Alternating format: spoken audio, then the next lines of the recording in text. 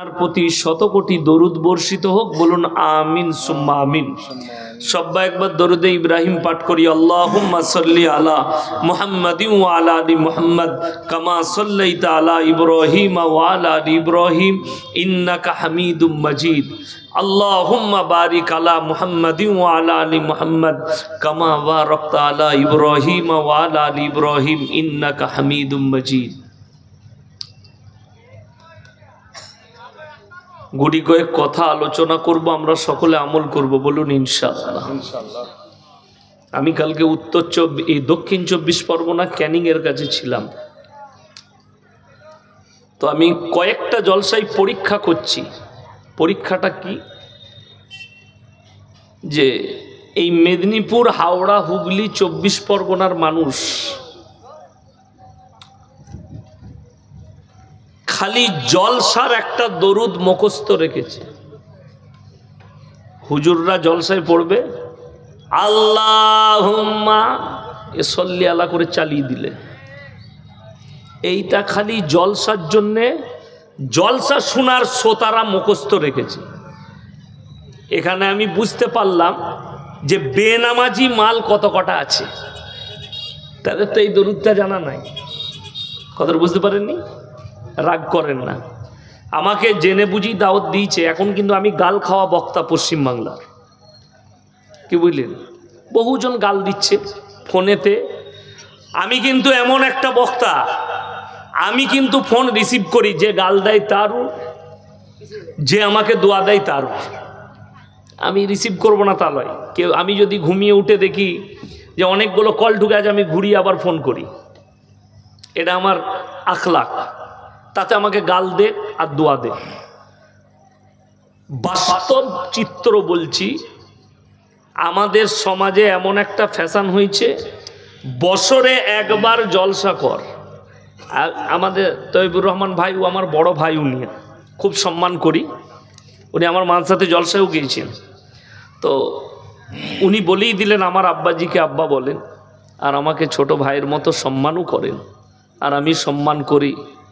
উনি আমার বড় ভাই, খুবই ভালো মানুষ, আল্লাহওয়ালা লোক। আল্লাহ উনার হায়াত দারাজ করুক, বলুন আমিন। দেখুন, এই রমজান মাসে কিন্তু মসজিদে জায়গা ছিল না। ঠিক বললাম না ভুল বললাম? মসজিদে মুসল্লি ভর্তি ছিল না কম ছিল? বাবা, ভর্তি ছিল। এখন কিন্তু ওই মাল কটাকে আর খুঁজে পাওয়া যাচ্ছে না। যারা ফেসবুকে, ইউটিউবে যে হারামখোররা আমাকে গাল দিচ্ছে, তাদেরকে বলি, আমি বলেছি না একটা জলসায় একজন ফোন করে বলছে, হুজুর আপনি বলেছেন শবে বরাতের রাতে নামাজ পড়া যাবে না। আমি বলি, তোর পড়া যাবে না, আমার পড়া যাবে। বলে কেন? আমি তোর পড়া হারাম বলেছি। তুই জীবনে কোনোদিন নামাজ পড়বি না, শবে বরাতের নামাজ নিয়ে করবি কি? কথাটা বুঝতে পেরেছেন না পারেননি? জীবনে নামাজ পড়ে না। এই রোজার মাসে যে কটা নামাজি নামাজ পড়লো, রোজা রাখলো, আর পুরো বৎসর নামাজ পড়ে না। আমি চ্যালেঞ্জ দিয়ে গেলাম, এতগুলো কেশপুরে মাদ্রাসা আছে, একটা মুফতি যদি ফতোয়া দেয় যে এদের নামাজটাই নামাজ, বাকি কারুর নামাজটা নামাজ লয়। আর আমি বলে যাচ্ছি, এইগুলো হচ্ছে রমজানের মুসল্লি। কিয়ামতের দিনে মালটা ফাঁকা পাবে, আর কিছু পাবে না। তো খালি রোজার মাসের নামাজি। ঈদ হয়ে গেছে, নামাজ শেষ। বেধর্মীকে গাল দিয়ে লাভ নেই। আপনি আগে নিজের ঘর ঠিক করুন। মুসলমানদের কতগুলো অভিযোগ দেখিয়ে দেবো, আর দোষটা দেখিয়ে দেবো। আজকে আঙ্গুল খুলে আপনাদের চোখগুলো খুলে দিয়ে যাব। আপনি বুঝতে পারবেন এই কেশপুরে, এই কেশপুরে বুঝতে পারবেন, এই অঞ্চলে বুঝতে পারবেন। মুসলমানরা অভিযোগ করলে হাওড়া জেলায় থানায় গিয়ে, যে যেমন আমরা হিন্দু, মুসলিম, শিখ, ইসাই সব এক দেশে বাস করি, আর ভারতের সংবিধানে আছে সবাই নিজের নিজের ধর্ম পালন করতে পারবে। আমি কিন্তু এখনো জলসা শুরু করিনি। এই জলসা শুরু করি নাই। আমি ভূমিকা লিখছি। কেন? আমার ভাষা যে নিতে পারবে না, সে ঘরে গিয়ে ঘুমাবে, আর যে ডোজ নিতে পারবে সে বসে থাকবে সামাল দিতে পারলে। ওই জন্য আমি আগে ময়দান তৈরি করছি। যার ইচ্ছা যাবে, উঠে পালিয়ে যাবে, যে এ হুজুরের কথা আমার বরদাস্ত করার ক্ষমতা নাই, সে ঘরে গিয়ে ঘুমাবে। আর যদি বরদাস্ত করতে পারো, মহলম লাগাচ্ছি চুলকি দিয়ে, তাহলে তুমি বসে থাকো, তোমার কাজে লাগবে, ঘাটা ভালো হবে। ঘায়েতে মহলম লাগাবো, একদম আসল ঘায়ে। মুসলমানরা হাওড়া জেলায় অভিযোগ করলে থানায় যে হিন্দু ভাইরা ঠাকুর নিয়ে আমাদের ঘরের সামনে দিয়ে গেছে, মসজিদের সামনে দিয়ে ডিজে বাজিয়ে, নামাজের ক্ষতি হয়েছে, আমাদের ইমানের ক্ষতি হয়েছে। 1 মিনিটের লেগে মেনে নিলাম যে কথাটা ঠিক। যে মুসলমান কটা অভিযোগ করছে সেই মুসলমানরাই বেটা বিটির বিয়েতে হারামখোররা 3 দিন ডিজে বাজাচ্ছে। ঠিক বললাম না ভুল বললাম? আর যদি বলেন আমাদের কেশপুর এলাকায় নাই, আমি আমার বর্ধমানে দেখাবো।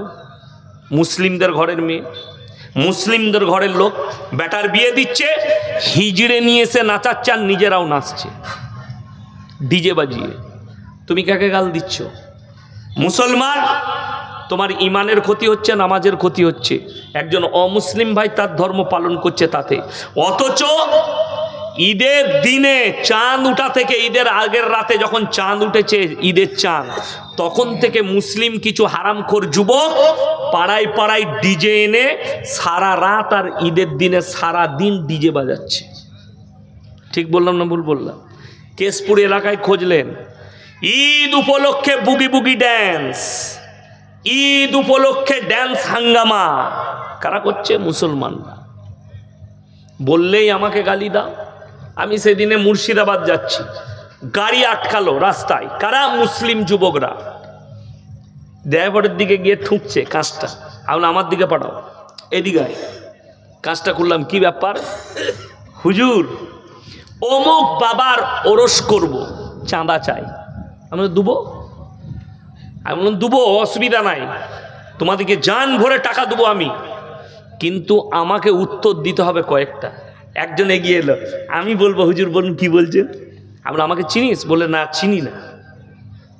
আমি বললাম তুই কবরে আন্ডার প্যান্ট পরে গড়াগড়ি গেলে ইয়াসিনকে চিনতে পারবি না। আমি বললাম কি করবে? বলে বাবার ওরস আছে।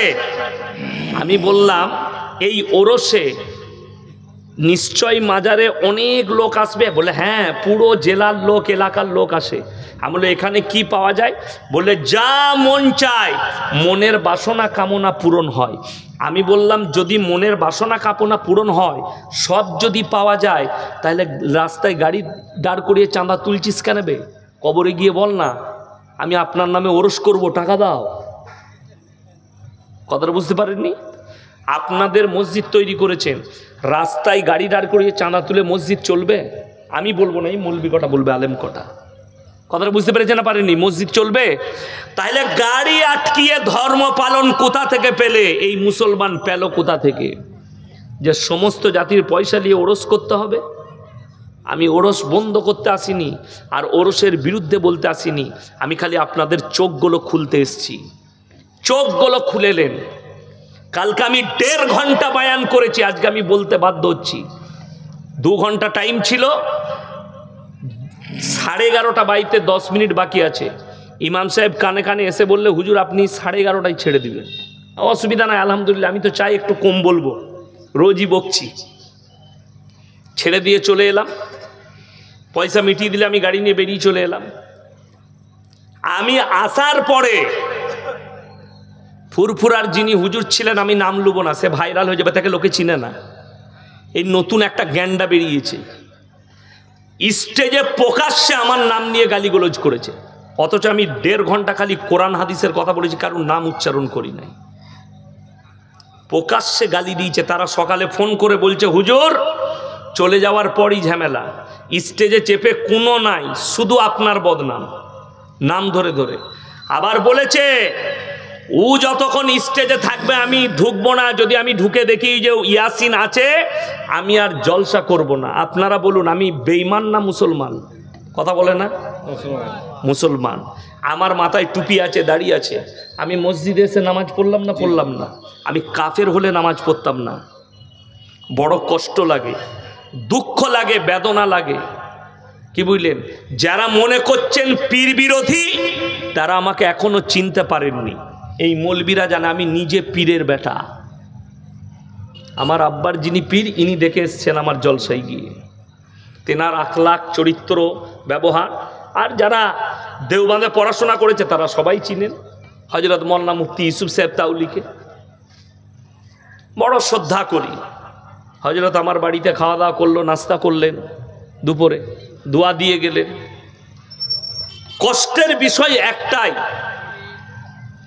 যে আমি এবং আমার আব্বাজি আজ পর্যন্ত আমি এটা জিজ্ঞেস করি না কেউ কি যে স্টেজে দ্বিতীয় বক্তা কে আছে, আমাকে যে দাওয়াত করছেন আর কোন বক্তা আছে, কেন করি না? যে বক্তাকেই দাওয়াত দিয়ে কোরআন হাদিসের কথা বলবে সে একজন মুমিন ভাই। কথাটা বুঝতে পেরেছেন না পারেননি? সে যে বক্তাই হোক, কোরআন হাদিসের কথা বলবে, সে তো গান বাজনা করবে না, সে তো ভালো কথা বলবে, যাই বলবে ভালো কথা বলবে সে। এরপর সে যদি রং কথা বলে আল্লাহর কাছে জবাবদিহি করবে, সে তার সাথে আমি জলসা করব না এই ভাষা বলুক। আপনাদের কমিটির ছেলে যারা ফোন করেছিল আমাকে, যদি বলে দিতে পারে যে আপনি বলেছেন কোন কোন বক্তা আছে, এটা আমি জিজ্ঞেস করেছি, আমি এটা জিজ্ঞেস করি না, আমি খালি জিজ্ঞেস করি আমাকে চাপাবে কখন, এই টাইমটা আমি জিজ্ঞেস করি সব জায়গায়। বাকি কে আছে না আছে আমি কালকে জানতাম না কে আছে, আমি যাওয়ার পরে জানলাম অমুকজন আছে, অমুকজন আছে। আমার আগে একজন ফুরফুরেরই বক্তা ছিল, সে আমার সঙ্গে নাস্তা করলে, আমার সঙ্গে চা খেলে আমার হাতে চুমু খেয়ে গেল, বলে হুজুর একটা ফটো তুলুন। তুলুন, সবাই তুলছে, তুমি তুলতে বাকি থাকবে কেন, তুমিও তুলে নাও, ফটো তুললে অসুবিধা নাই। বলে আপনাকে দেখার শখ ছিল, আজকে দেখা হলো। ফোনও করেছে, সে ফোনে কথা বলেছে, অসুবিধা কিচ্ছু দ্বন্দ্ব নাই। আমি আপনাকে বলি, আজকে আল্লামা ইকবাল লিখে গেছে, ইস ঘর কো আগ লাগি ঘর কি চিরাগ সে। মুসলমান, তোমরা নিজেদের ঘরে নিজের আগুন ধরিয়েছ, অন্য কেউ ধরাইনি। আর গোটা পৃথিবীতে আপনারা কি মনে করছেন এই যে হুজুর দিকে দাওয়াত দিয়েছেন এরা জান্নাতে নিয়ে যাবে না? এই মাল কটাই জান্নাতি। 100টা হুজুর ধরা পড়বে, আর আল্লাহ নবীর হাদিস এই মৌলবীদের দ্বারা, হুজুরদের দ্বারাই জাহান্নামের উদ্বোধন করা হবে। এক শ্রেণীর আলেমদের দ্বারা, যারা সমাজকে কুপথে এবং বিভ্রান্তির রাস্তায় নিয়ে যাচ্ছে, ইসলাম বিরোধী কাজে যারা নিয়ে যাচ্ছে, এই ধরনের আলেমরা পাকড়াও হবে কিয়ামতের দিনে। এটা লিখে দেন প্রথমে, আমি এখনো বক্তব্য শুরু করি নাই, এরপরে শুরু করছি। ইসলামের যে বুনিয়াদ আল্লাহ রেখেছেন ওটা শিক্ষার দ্বারা, এডুকেশনের দ্বারা। আজকে আমাদের দেশে পীর হতে গেলে মাদ্রাসায় পড়া লাগে না, মৌলবি হওয়া লাগে না, খালি বাপ পীর হলেই বেটা পীর হয়ে যায়। আজকে আমি বলতে বাধ্য হচ্ছি, স্টেজে বক্তব্য দিতে গেলে আলেম হওয়া লাগে না, মাদ্রাসায় পড়া লাগে না, খালি মাথায় টুপি আর লম্বা জামা লাগিয়ে দিয়ে দুটো কথা বলতে পারলি সে স্টেজে এসে কথা বলে আজকে বক্তা সেজে যায়। আমার মুসলমান ভাই, অথচ ইসলামের বুনিয়াদ আল্লাহ রেখেছেন শিক্ষার দ্বারা, এডুকেশনের দ্বারা। কোরআন খুলেন, প্রথম সূরা পাবেন সূরায়ে ফাতিহা, দ্বিতীয় সূরা পাবেন সূরায়ে বাকারা, তৃতীয় সূরা পাবেন সূরায়ে আল ইমরান, চতুর্থ নম্বর সূরা পাবেন সূরা নিসা। এইভাবে কোরআনটা গচ্ছিত আছে। রাসূল আকরাম সাল্লাল্লাহু আলাইহি ওয়াসাল্লামের জামানায় কোরআন একত্রিত ছিল না। আল্লাহর রাসূল চলে যাওয়ার পরে হযরতে উসমানে গনি রাদিয়াল্লাহু তাআলা আনহু কোরআনটাকে একত্রিত করেছেন। জোরে বলুন সুবহানাল্লাহ। সুবহানাল্লাহ। শুধু তাই নয়, এই কোরআনের আয়াত পৃথিবীর বুকে আল্লাহ যেটা প্রথম পাঠালেন নবীজির কাছে, ওটা হচ্ছে ইকরা বিসমি রব্বিকাল্লাযী খালাক। নবীজি গারে হিরার মধ্যে ছিলেন, আর আল্লাহ জিবরিল আমিনের মাধ্যম দিয়ে কোরআন পাঠালেন, হে নবী পড়ো। নবীজি উম্মি ছিলেন, দুনিয়ার বুকে নবীজি কারোর কাছে লেখাপড়া করেননি। এই শব্দটা শুনে অনেকজনা মনে মনে করবেন হুজুর তাহলে নবীজিকে মূর্খ বলছে। না, তুমি শেষ প্রান্তরে গেলে না। নবীজি সাল্লাল্লাহু আলাইহি সাল্লাম পৃথিবীর আদি থেকে অন্ত পর্যন্ত সৃষ্টির শ্রেষ্ঠ। জোরে বলুন সুবহানাল্লাহ। সৃষ্টির শ্রেষ্ঠ, কিন্তু উম্মি, দুনিয়াতে কারোর কাছে লেখাপড়া করেননি। এর পেছনে আল্লাহ এত বড় লজিক লুকিয়ে রেখেছে। এই লজিকটা বুঝার লেগেই আমি আজকে উদাহরণ দিচ্ছি। আমি স্টেজে বয়ান করছি, আমার আগে আমার ভাইজান করছিলেন, শুনেলেন। আমার যদি এখানে উস্তাদ আসে, কি বলবে? ইয়াসিন আমার ছাত্র বলবে না? বলবে না? আমি তার কাছে ছোট না বড়? বাবা কথা বলে ছোট। আমাকে যিনি নুরানি কায়দা পড়িয়েছেন আমি তার কাছেও ছোট, যতই আমি ফুটানি করি স্টেজে, যেহেতু তিনি আমার উস্তাদ, আমাকে পড়িয়েছেন, আলিফবাটা হলেও পড়িয়েছেন। কেউ যদি আল্লাহর হাবিবকে শিক্ষা দিত, সে দাবি করে বসতো মুহাম্মদ আমার ছাত্র, আমার নবীকে ছোট করা হতো। তাই যত বড় নবী পয়গম্বর রাসূল আল্লাহ পাঠিয়েছেন, এদের শিক্ষাগুরু দুনিয়াতে কেউ ছিল না। আল্লাহ নিজের গায়বী মদদে ইনাদিকে ইলম এবং শিক্ষা দিয়েছেন। জোরে বলুন সুবহানাল্লাহ। আল্লাহর হাবিবের কাছে যতগুলো জ্ঞান এসছে, আল্লাহর তরফ থেকে গায়বী জ্ঞান এসছে। আল্লাহর হাবিব পৃথিবীর সব থেকে বড় সায়েন্টিস্ট, বৈজ্ঞানিক, সব থেকে বড় দার্শনিক, সব থেকে বড় অর্থনীতিবিদ, সব থেকে বড় পরিবারবিদ, সব থেকে বড় রাজনীতিবিদ আল্লাহর হাবিব। সব দিকের জ্ঞানের ভান্ডার আল্লাহর রসুলকে দান করেছিলেন। আজকে যারা ফুটানি করছেন, কেউ পদ পেয়ে, কারুর টাকা হয়ে, কারুর শক্তি হয়ে, কারুর সৌন্দর্য দেয়, তাদের জানা নেই আল্লাহর হাবিব সাল্লাল্লাহু আলাইহি সাল্লামকে আল্লাহ তাআলা একটা দুটো মানুষের নয়, 70টা পুরুষের সমান শক্তি দান করেছিলেন। জোরে বলুন সুবহানাল্লাহ। শুধু একদিকে শক্তি, শরীরের শক্তি নয়, 70টা পুরুষের যতগুলো শক্তি হওয়া দরকার, সমস্ত রকমের শক্তিটাই নবীজিকে আল্লাহ দান করেছিলেন। অথচ নিজের জীবন দশায় 63 বছরের জীবনীতে একটা পোকা মাকড় কীট পতঙ্গর ওপরেও নবীজি এই শক্তিকে প্রয়োগ করেননি। জোরে বলুন সুবহানাল্লাহ। আল্লাহর হাবিব সাল্লাল্লাহু আলাইহি সাল্লামের কাছে শিক্ষার আয়াত এলো। এখানে এতগুলো মুসলমান ভাই বসে আছেন, আপনারা সকলে জানেন প্রত্যেকটা মুসলমান নরনারীর জন্য দ্বীনি ইলম হাসিল করা কি বাবা? কথা বলে না? ফরজ। আমি যদি এই কেশপুর থানায় সমীক্ষা করি, কত পার্সেন্ট মুসলমানের কাছে দ্বীনি শিক্ষা আছে, আশা করি বলে দিচ্ছি 100টার মধ্যে 95টা লোকের কাছে দ্বীনি ইলম নাই। ঠিক বললাম না ভুল বললাম? 95টা। যদি বলেন দ্বীনি ইলমের কি প্রয়োজন আছে, দ্বীনি ইলম এই জন্য হাসিল করতে হবে। দ্বীনি ইলম মানে আলেম হওয়া নয়, মুফতি হওয়া নয়, মুহাদ্দিস হওয়া নয়, মুকাররির হওয়া নয়, মুফাসসির হওয়া নয়। দ্বীনি ইলম অতটা হাসিল করতে হবে যতটা করলে হারাম হালাল থেকে বাঁচতে পারবেন, দিন আর বদ্দিন থেকে বাঁচতে পারবেন, শিরক আর বেদাত থেকে বাঁচতে পারবেন, কুফরি থেকে বাঁচতে পারবেন। বেঈমান কাফেররা বর্তমানে যে জালটা আপনার উপরে ছুড়ছে, সেই জাল থেকে আপনি বাঁচতে পারবেন। চলুন হারাম হালালটা বুঝাই। মুসলমান কতটা বুঝেছে? আপনাদের মেদিনীপুরের ছেলেরাও লরি চালায়, ট্রাক চালায় না? আমাদের বর্ধমানের অনেক ছেলে বালির লরি চালায়, বালির গাড়ি। কলকাতায় সব থেকে দামি বালি হচ্ছে দামোদরের সিল্লা ঘাটের বালি, যেটা আমার বাড়ির কাছে ঘাটটা আছে। অনেক মুসলিম ছেলে ট্রাক চালায়, হাই রোডের ওপরে লরি দাঁড় করিয়েছে। এ খালি কিরকম মুসলমান বুঝেলেন?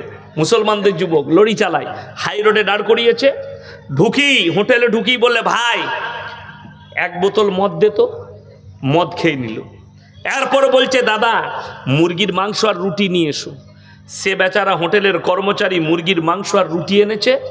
তখন জিজ্ঞেস করছে এই জাতে মাতাল হলে কি হবে, তাল ঠিক আছে। তখন জিজ্ঞেস করছে ভাই মুরগিটা জবাই না কাটা, আর মার হারাম করকে জুতো করে। আচ্ছা যে লোকটা মদ খেলো তার আর কাটা কুটা দেখে লাভ আছে? কথা বলেন, লাভ নাই। আমি বলে যাচ্ছি আমার ভাই, আপনি মনে করছেন তৈবুর রহমান ভাই অনেক দোয়া আপনাদিকে দিয়ে গেল, দোয়া নিয়ে গেল, আর আমি লাস্টে দোয়া করব, দোয়া দিয়ে যাব। আপনি মনে করছেন দোয়া একদম ফার্স্ট ক্লাস কবুল হয়ে গেল। দোয়া কবুলিয়াতের জন্যে প্রথম শর্ত হচ্ছে হালাল খাবার। আপনারা যদি সকালবেলায় উঠে মেদিনীপুর টাউনে যান কোনো কাজে, যদি খাবারের প্রয়োজন পড়ে, কোনো অপরিচিত হোটেলে ঢুকলে জিজ্ঞেস করতে হবে না, হবে না দাদা মুরগিটা জবাই না কাটা? কথা বলে না?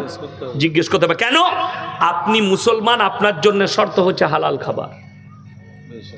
আর ইসলাম শরীয়তে আছে জবহটা আল্লাহর নাম নিয়ে জবহ করাটা হালাল মাংস। আপনি এটা বুঝে গেলেন, যে জবাই করা মাংস খেতে হবে। সকালবেলায় উঠে নেড়াদৌল বাজারে গেলেন, 1 কিলো জবাই করা মাংস দে তো। আপনি কিনছেন জবাই করা মাংস, কিন্তু টাকাটা আবার সুদের টাকা, সেই একই মাল দাঁড়িয়ে গেল। কথাটা বুঝাতে পারলাম? এবার সুদের বায়ান করলে লাভ কি আর ক্ষতি কি? লাভ একটা, আপনি হারাম হালাল বুঝলেন, আর ক্ষতি কি? সকালবেলায় আপনাদের গ্রামের চায়ের দোকানে ওই সুদখোর মালকটা আমাকে গাল দিবে, ও বাজে হুজুর বে। কোন মালকটা? সুদখোর মালকটা গাল দিবে। তো তোরা গাল দিলে কোরআনের আয়াত পাল্টাবে না, নবীজির হাদিস পাল্টাবে না। আমার আল্লাহ রাব্বুল আলামিন কোরআনে বললেন, ওয়াহাল্লাল্লাহুল বাইয়া ওয়া হাররামার রিবা। হে আমার নবী, সুদকে হারাম করেছি আর ব্যবসাকে আমি আল্লাহ হালাল করেছি। জোরে বলুন সুবহানাল্লাহ। সুদ হারাম, ব্যবসা হালাল। আমার নবী বিশ্ব নবী বললেন, কেউ যদি 1 টাকা সুদ খায়, নিজের মায়ের সঙ্গে 36 বার জিনা করার সমান পাপ হবে। 1 টাকা যদি সুদ কেউ খায়, মায়ের সঙ্গে 36 বার জিনা করার সমান পাপ হবে। যারা সুদ খাচ্ছেন তারা চিন্তা করবেন, রাত্রে গিয়ে কত বড় পাপেতে আমি লিপ্ত আছি। আমার ভাই, অনেকজন বলবে, ইয়াসিন ভাই এসছিল রাত্রে, হক কথা বলে দিয়ে চলে গেল, আমাদের ইমাম বলতে পারে না। তোর ইমামকে বলার অধিকার দিয়েছিস তো? কথাটা বুঝতে পারেনি? ইমামকে বলার অধিকার দিয়েছ। কেশপুর থানায় চ্যালেঞ্জ ছুড়ে বলে যাচ্ছি, কেশপুর মাদ্রাসা আছে, কেশপুর মাদ্রাসায় এখন মনে হয় বুখারী পড়ানো হচ্ছে, তাই না? মিশকাত পর্যন্ত যতগুলো মাদ্রাসা আছে, পশ্চিম বাংলার সবথেকে বড় বিদ্বত্ত আলেম হযরত মাওলানা মুফতি আজিজুল হক কাসমি সাহেব দামাত বারকাতুহুম, আমার বাবাজি, কাছেই আছে শ্রীনগরে। ঠিক বললাম না ভুল বললাম? আছে। আমার বড় ভাই বাকিবিল্লাহ সাহেব, যোগ্যপূর্ণ মানুষ, একজনের কাছে খালি প্রমাণ দেন যে কোনো একটা মসজিদ কমিটি গেছে আর মাদ্রাসায় গিয়ে বলেছে, হুজুর আপনারা লিস্ট করে দেন মসজিদের সেক্রেটারি থেকে কমিটি যারা থাকবে তাদের কি কি শর্ত আছে। একটা যদি প্রমাণ দিতে পারেন, আমি আজ থেকে বক্তব্য দিয়া বন্ধ করে দেব। একটা পাবেন না। কেন? যদি বর্তমানে কেশপুর থানায় কতগুলো মসজিদ আছে জানি না, যদি এরা যায় দিয়ে যদি বলে শর্ত রেখে দাও, যদি কেশপুর থানায় 100টা মসজিদ থাকে, 98টা মসজিদের সেক্রেটারির নামটা এরকম করে কাটা যাবে।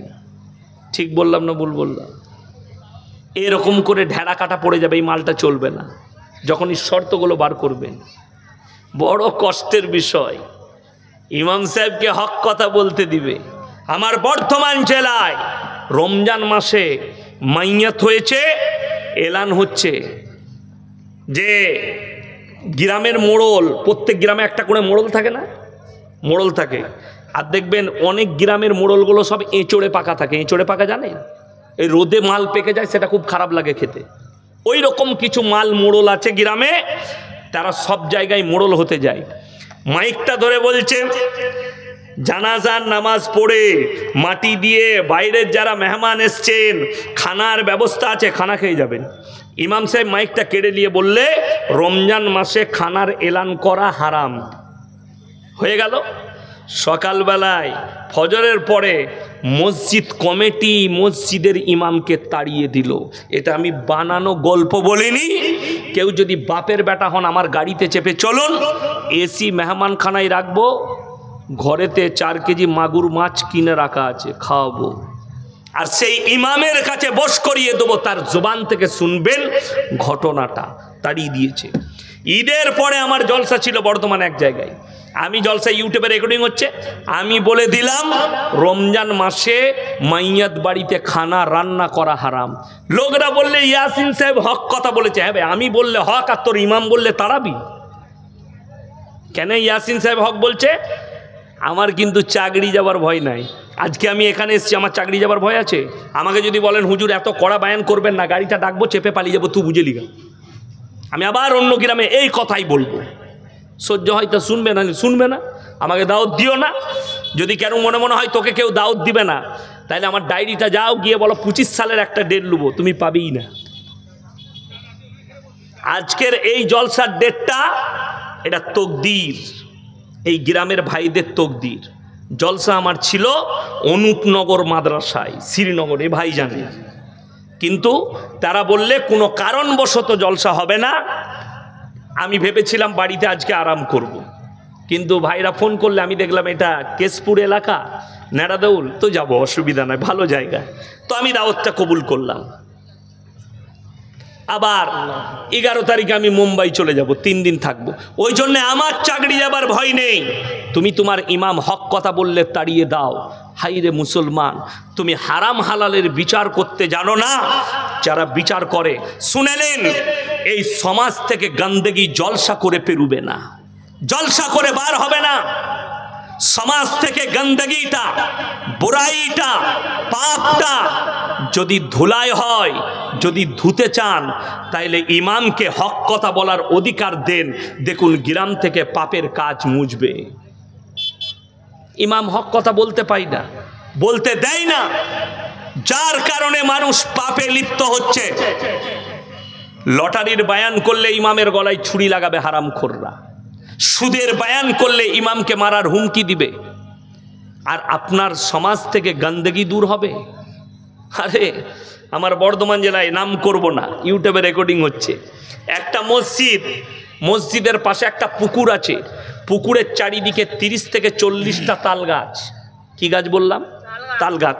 এই গরমের দিনে দেখবেন আদিবাসী ভাইরা তাল গাছে রস টাঙে না টাঙে, সেটাকে তাড়ি করে বিক্রি করে, মানে মদ টাইপের। তো সেই মসজিদের যে সেক্রেটারি, সে হারামখোর 40টা গাছকে কন্টেকে দিয়েছে আদিবাসী দিকে। কি কন্টেক? গাছ পেছু 2000 টাকা দিবি, তোরা সব গাছগুলোই রস টাঙা, আর আমাকে 1 হাঁড়ি করে দিবি। মসজিদের সেক্রেটারি যদি 1 হাঁড়ি তাড়ি খায় সে মাল, তাহলে মসজিদের কি বরকত হবে বুঝতে পারছেন? এটা আমি বানানো গল্প বলিনি, তাদের ইমাম বলেছে আমাকে। আর সেই টাকা, তাড়ি বেচা, মদ বেচা টাকা হারামখোর মসজিদে লাগাচ্ছে।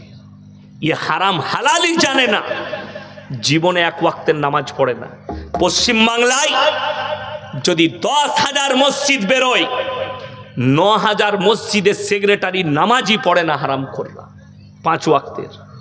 খালি টাকার জোরে গায়ের বলে মসজিদের সেক্রেটারি হয়ে আছে, টাকা আছে বলে করে দে, পয়সা আছে সেক্রেটারি করে দে, সুদ খেয়ে বড় লোক হয়েছে সেক্রেটারি করে দে, টাকা আছে মসজিদে 10টা ফ্যান দান করেছে, 40টা ফ্যান দিয়েছে, ছাদে 50 বস্তা সুদের টাকা দিয়েছে সিমেন্ট কিনতে, ওকে সেক্রেটারি করে। বেশ, সুদের মসজিদে নামাজ পড়ছিস তুই, হারাম হালাল চিনলি না।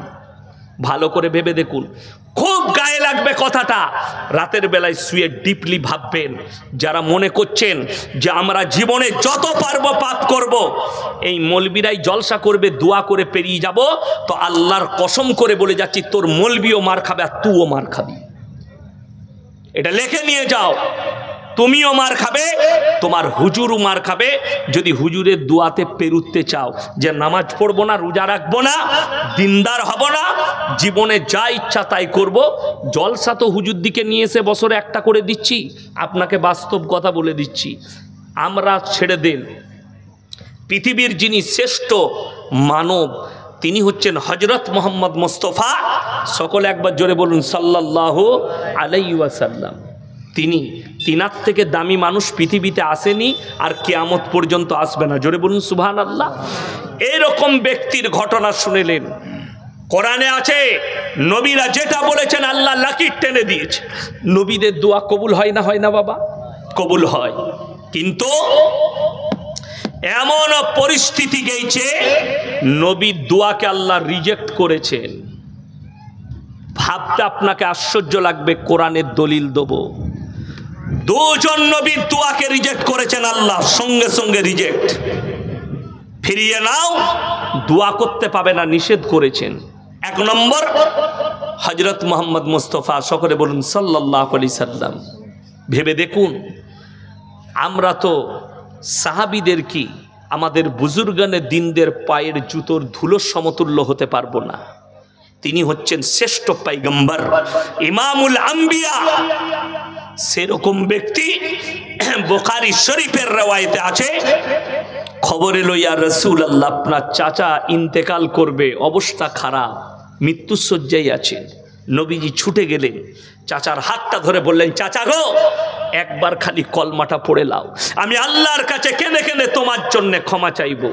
নবীজি চাচার মুখ থেকে যে উত্তর বেরিয়েছে ওটাই হাইরান কর দেনেওয়ালা উত্তর। হে আমার ভাইপো, আমি যদি বার্ধক্যে কলমা পড়েলি লোকে বলবে মৃত্যু ভয়ে কলমা পড়েছে, আমি কলমা পড়তে পারবো না।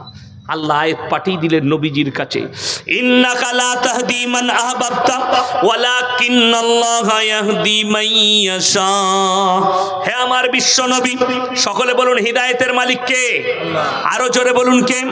হিদায়াতের দপ্তরটা একমাত্র আমার আল্লাহর হাতে। আমার ইচ্ছা নেই তোমার চাচা কলমা পড়তে পারবে না। নবীজির চোখে পানি, চাচা যান দুনিয়া ছেড়ে চলে গেলেন। এরপরে নবীজি আল্লাহর কাছে হাত তুলে বসলেন, ওগো আল্লাহ তুমি আমাকে যতদিন না নিষেধ করছো আমি আমার চাচার জন্য কেঁদে কেঁদে ক্ষমা চাইব। আল্লাহর নবীর হিতাকাঙ্ক্ষী চাচা, যে চাচা বলেছেন, হে আমার ভাইপো আমি যতদিন বেঁচে আছি তুমি ইসলামের প্রচার করে যাও, তোমার শরীরে কেউ এতটুকু হাত লাগাতে পারবে না, তুমি প্রচার করো, তোমার শরীরে এতটুকু হাত লাগাবার ক্ষমতা কারণ নেই। আল্লাহর হাবিব সাল্লাল্লাহু আলাইহি সাল্লাম কাঁদছেন, আল্লাহ গো এ আমার চাচা, তুমি একে ক্ষমা করে দাও, আমার চাচা অপরাধ করেছে, আল্লাহ ক্ষমা করে দাও। আমার আল্লাহ রাব্বুল আলামিন সঙ্গে সঙ্গে জিবরিল আমিনকে পাঠালেন, মা কানা লিন নবী ওয়াল্লাযিনা আমানু আইয়াস্তাগফিরু লিল মুশরিকিন ওয়ালাউ কানু উলি কুরবা। হে আমার নবী এবং মুমিনরা শোনো, এখানে আল্লাহ শুধু নবীকে নয়, নবী এবং মুমিনরা শুনে নাও, যারা মুশরিক হয়ে বেঈমান কাফের হয়ে মারা গেছে তাদের জন্য দোয়া করতে পাবে না, যদিও তারা তোমাদের নিকটতম আত্মীয় হয়। কোরআন, নবীকে নিষেধ করা হলো দোয়া করতে পাবে না, নবীজির হাত নেমে গেল, চাচার জন্য দোয়া করতে পাইনি, আল্লাহ নিষেধ করে দিয়েছেন। আপনি ভেবে দেখুন, আপনার ছেলে মদের ভাটিতে জীবন কাটিয়েছে, আমাদের দেশে খুব সুবিধা জান্নাতে যাওয়া, কেন? হুজুর ভাড়া করলেই জান্নাতে যাওয়া যায়। কোথায়? মেদিনীপুরে, নাইলে খড়গপুরে হাই রোডে অ্যাক্সিডেন্ট হয়ে মারা গেছে, হুজুর মিলাদ পড়াতে হবে, অসুবিধা নাই, চলে এলাম। কি করে মরল বাপ? অ্যাক্সিডেন্ট হয়ে। আমি আল্লাহর কাছে দোয়া করলাম, আল্লাহ তুমি জান্নাতুল ফিরদাউস দান করো, শহীদের মর্তবা দাও। তারপরে জলসা হয়ে গেল মিলাদ। এরপরে দেশি মুরগি দিয়ে আমাকে ভাত দিয়েছে, হুজুর দেশি মুরগি খাবে। আমি জিজ্ঞেস করলাম, বাবা কি করে অ্যাক্সিডেন্ট করলো? বলে হুজুর ছেলে খুব বদমাস, 3 বোতল মদ খেয়ে অ্যাক্সিডেন্ট করেছে। আমি চিন্তা করলাম, তোবা তোবা, কাকে জান্নাতে দিলাম বে আমি? কথাটা বুঝতে পেরেছেন না পারেননি? আমি সূক্ষ্ম ভাষায় বুঝাচ্ছি, আপনার মনে মনে হবে আমি হাজি সাহেব, আমি তাহাজ্জুদ গুজার, আমার ছেলে মদের ভাটিতে জীবন কাটিয়ে মরেছে, হুজুর দোয়া করে পার করাতে পারবো না। তাহলে ভেবে দেখবেন নবীজির চাচা কি অপরাধ করলেন, যে চাচা বলেছেন আমি বেঁচে থাকাকালীন তুমি ইসলামের প্রচার করো, তোমার শরীরে কেউ হাত লাগাতে পারবে না। সেরকম চাচাকে নবীজি কলমা পড়াতে পারলেন না, সেরকম চাচার জন্যে দোয়া বন্ধ করতে বললেন, আল্লাহ নিষেধ করলে। আর তোমার ছেলে সারা জীবনটা মদের ভাটিতে আর গাঁজার ভাটিতে কাটিয়েছে, কুফরিতে কাটিয়েছে। আমাদের দেশের লোক মনে করে আমি মাথায় টুপি লাগিয়েছি মানে মুসলমান, আমি গরুর মাংস খাই মানে মুসলমান। কে বলল আপনাকে গরুর মাংস খেলে মুসলমান হওয়া যায়? কে বলল আপনাকে মাথা টুকলে মুসলমান হওয়া যায়? কে বলল আপনাকে কাবাঘর থেকে ঘুরে এলে ইমানদার হওয়া যায়, উমরা করে দিলে সে মুমিন হয়ে যায়? আপনাকে বলে দিই, এই আমার আব্দুল্লাহ ভাই উমরা করে এসছে, আর শাহরুখ খান উমরা করে এসছে, দুটো লোক একই তো নাকি? কথা বলে না? কে বললে? হ্যাঁ, শাহরুখ খান উমরা করেছে আর আব্দুল্লাহ ভাই উমরা করেছে। এই লোকের পোশাক আর চেহারা দেখুন, আর সে মাল ঘুরে এসে আবার মন্দিরে পুজো করতে গেছে। আপনি গেলেন? যাই, আপনি তাকে মুসলমান ভাবে, বড় কষ্ট লাগে। অনেক যুবকরা আছে তাদের ভক্ত, তারা মাঝে মাঝে আমাকে গাল দেয়, এই হুজুর ভালো লয়, শাহরুখ খানকে খারাপ বলছে, শাহরুখ খানের মতনই তুই ওই রকমই নেমো খারাপ। তবে আমাকে খারাপ বলছিস।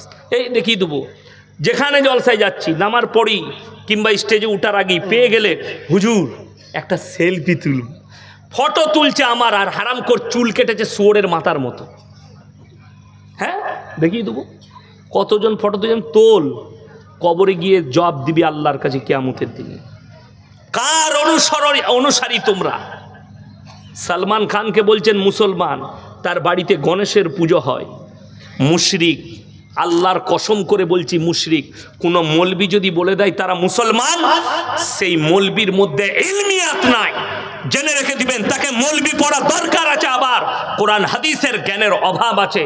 যদি তাদেরকে বলে ভালো পরিবার আর ভালো মুসলমান, আমি হচ্ছি সেই মৌলবির বিরোধী। কেন? এখনো মুশরিক, তাকে ইস্তেগফার করে ফিরে আসতে হবে ওই জায়গা থেকে, তারপরে ইমানদার হবে। ওই জন্যে আপনি মনে করেছেন আপনি মাথা ঠুকছেন, নাস্তিক ছাড়া সবাই মাথা ঠুকে। কেউ পূবে, কেউ পশ্চিমে, কেউ উত্তরে, কেউ দক্ষিণে, কেউ গাছের কাছে, কেউ কবরের কাছে, কেউ ঠাকুরের কাছে, কেউ সূর্যের কাছে, কেউ গাছের কাছে, কেউ পানির কাছে, কেউ চন্দ্রের কাছে। যার বিশ্বাস, যে যেখানে বিশ্বাস এনেছে সে সেইখানেই মাথা ঠুকছে। ওই জন্যে মাথা ঠুকাটা আল্লাহ শর্ত রাখেনি ইমানদারদের জন্যে, মাথা ঠুকাটা শর্ত নাই। আমাদের বর্ধমানে এক জায়গায় আমার এলাকায় খেলা হচ্ছিল, ফুটবল খেলা, ফুটবল টুর্নামেন্ট হয়, টুর্নামেন্ট হচ্ছে প্রত্যেক দিন খেলা। তো আমাদের গ্রামের এলাকার অনেক ছেলে খেলা দেখতে গেছে, যুবকরা, তারা নামাজি। তো একজন চাচা ছিল, এই নামাজ ফামাজ পড়তো, তাকে বলছে চাচা আসরের আজান যখন হয়েছে, হাফ টাইম হয়েছে, খেলাটা নামাজটা পড়লি? তো বলে হ্যাঁ উজু কর। পাশে পুকুর কল থেকে উজু করে এসে এরা নামাজে দাঁড়াইছে। চাচা এখন দক্ষিণ দিকে মুখ করে নামাজ পড়িয়ে দিয়েছে। নামাজের শেষে একটা যুবক বলছে চাচা এটা দক্ষিণ দিক, তখন সে বলছে ভাই তোরা জানিস আল্লাহ সব দিকেই আছে। কথাটা বুঝতে পারেননি? এইরকম ইমানদার কিছু আছে। আমাদের এলাকায় একটা মসজিদে একজনের বাছুর ঢুকে গেছে। আপনারা কি বলেন গায়ের বাচ্চাকে? বাছুর। তো বাছুরটা মসজিদে ঢুকে গেছে, তো মুয়াজ্জিন সাহেব ওইটাকে বাছুরটাকে বার করছে, আর যে মালিক তাকে বলছে তোমার বুদ্ধি নেই, বানতে পারোনি, মসজিদে ঢুকে গেছে। তখন সে মুসলমান, সে এত ইমানদার, সে বলছে তোমার বুদ্ধি শুদ্ধি নেই, এটা অবলা জন্তু বলে ঢুকেছে, আমাকে কোনোদিন দেখেছো আমি মসজিদে ঢুকেছি? মানে মাল কত ইমানদার বুঝতে পারছেন? ও জীবনে নামাজ পড়ে না। ও বলছে গরুটা ঢুকেছে অবলা বলে, আমাকে কোনোদিন দেখেছিস আমি মসজিদে ঢুকেছি? এই তো মুসলমানের হাল। তা সে মুয়াজ্জিনও মনে মনে ভাবছে আল্লাহ জানোয়ারটা ভালো না সে ভালো? কথাটা বুঝতে পারেনি? সে ভালো না জানোয়ারটা ভালো?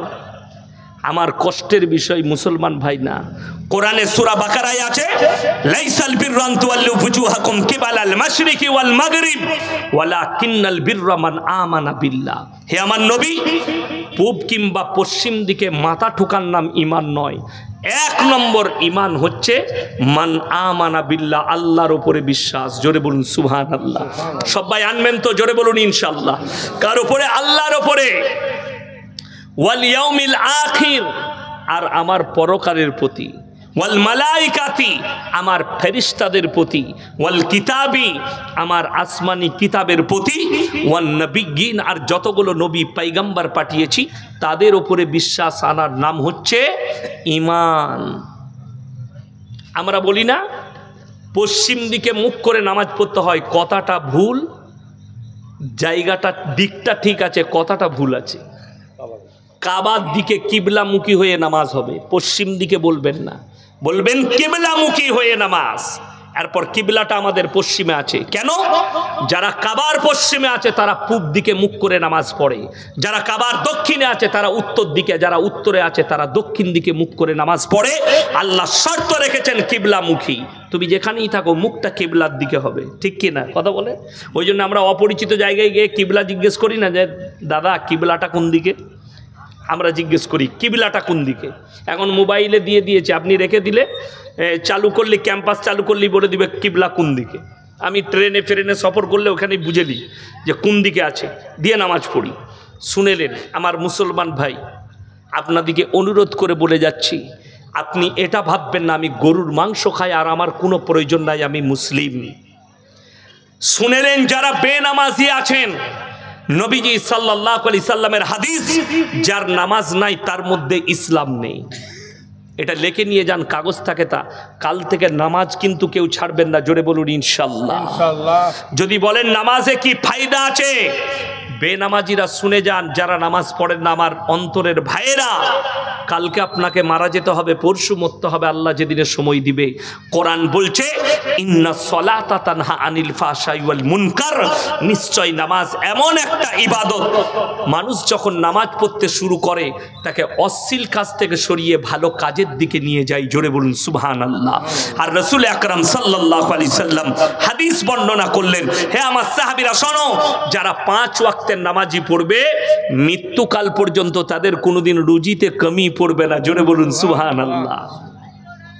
আপনি অবাক হবেন, অনেক মানুষ মনে করে পয়সায় সম্মান পাওয়া যায়, অনেক মানুষ মনে করে টাকায় সম্মান পাওয়া যায়, অনেক মানুষ মনে করে পয়সা থাকলে সে সম্মানী।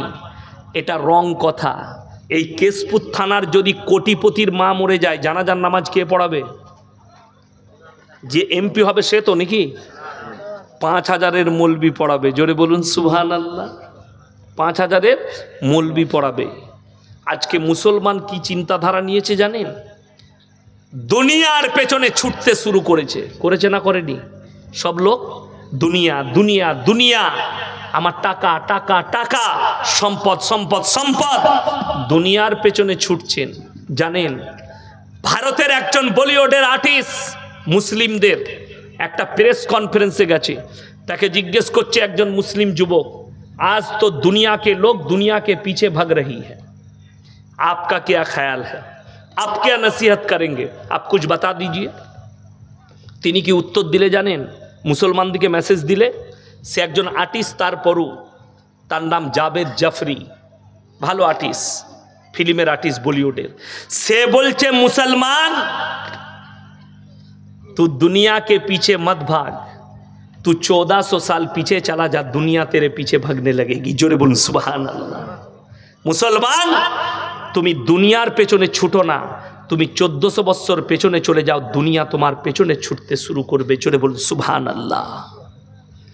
যদি মনে করেন নামাজ রোজা এগুলো কিচ্ছু নয়, আমাকে দুনিয়ার পেছনে ছুটতে হবে, আমি কালকের জলসাই বলেছি, আমার যারা বাপের বয়সী আছেন, যাদের দাড়ি পেকে গেছে, আমার ভাইয়ের বয়সী, আমরা আমাদের বাপ দাদুদিকে দেখেছি, আমার বাপ দাদুদের মুখ থেকে শুনেছি, এমন যুগ গেছে মানুষ অভাবে ছিঁড়া জামা পরতো। ঠিক বললাম না ভুল বললাম বাপ? অভাবে। আর আজকের কিছু হারামখোর মুসলিম যুবক, এরা স্বভাবে কিন্তু ছিঁড়া জামা পরছে। ঈদেতে নতুন প্যান্ট কিনে এনেছে কেশপুর থেকে, দিয়ে বেলেটে করে ফাটছে। মা বলছে, বে প্যান্ট ফাটছিস কেন? বলে তুই বুঝবি না, ডিজাইন। ফিল্মের কোন হারামখোর পড়েছে ফাড়া প্যান্ট, তো এই হারামখোর নতুন প্যান্ট এনে ফাড়ছে। আজকের আমাদের মা বোনেরা, তারা মনে করেছে ছোট পোশাক পরাটা মডেলিং, এটা মডেলিং এর যুগ।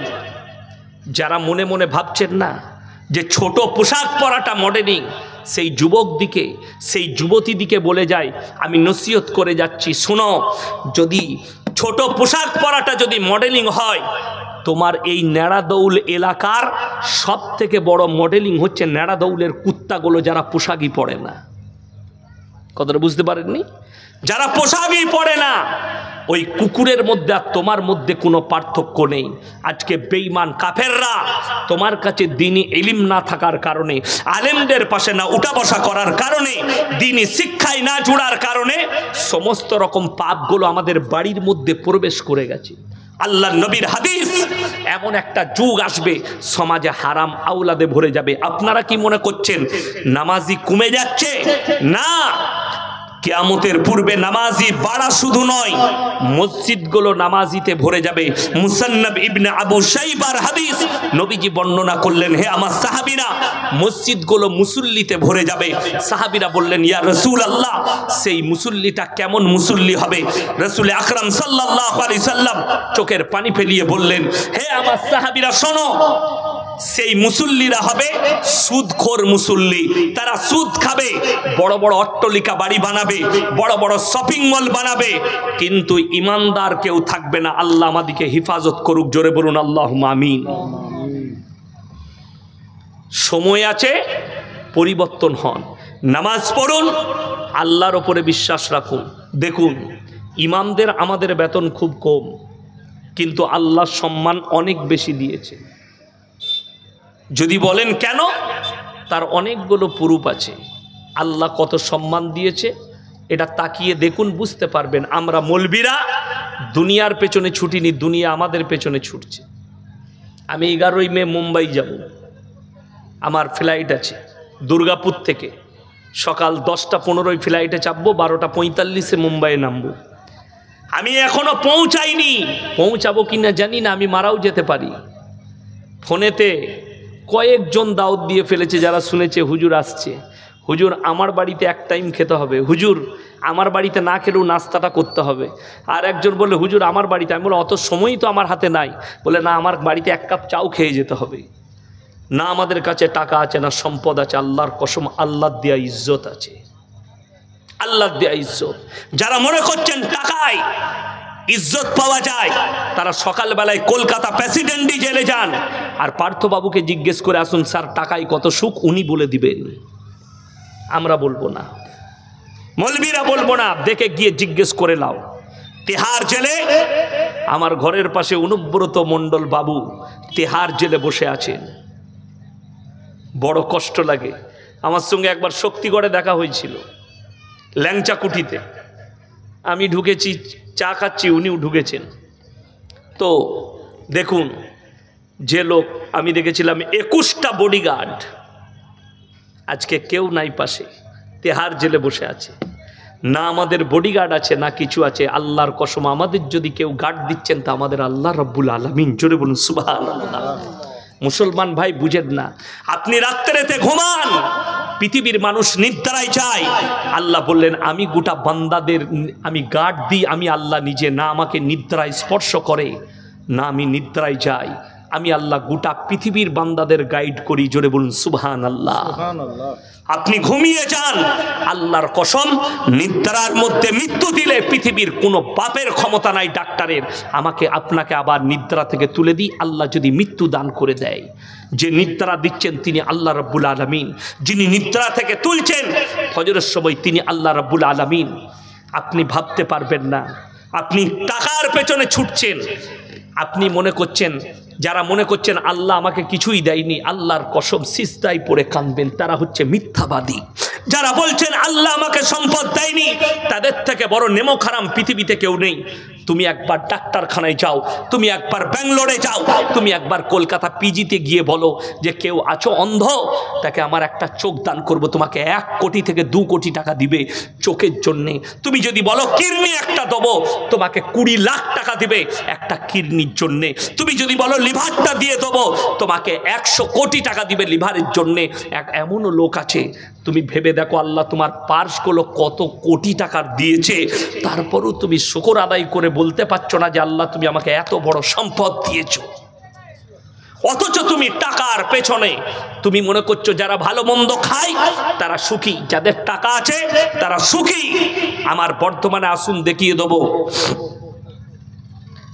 চোখের সামনে দেখিয়ে দেবো। আমি আমার চোখের সামনে দেখেছি, আমার এলাকায় 150 বিঘে জমির মালিক, তাদের কাছে এখন 1.5 কাঠা নাই, তাদের ছেলেরা চায়ের কাপ ধুচ্ছে, তার নাম আল্লাহ, তার নাম আল্লাহ। যার কাছে কিছুই নাই আল্লাহ তাকে সম্পদ দিয়েছেন, সেটাও হচ্ছেন আল্লাহ। আপনি অনুভব করতে পারবেন না।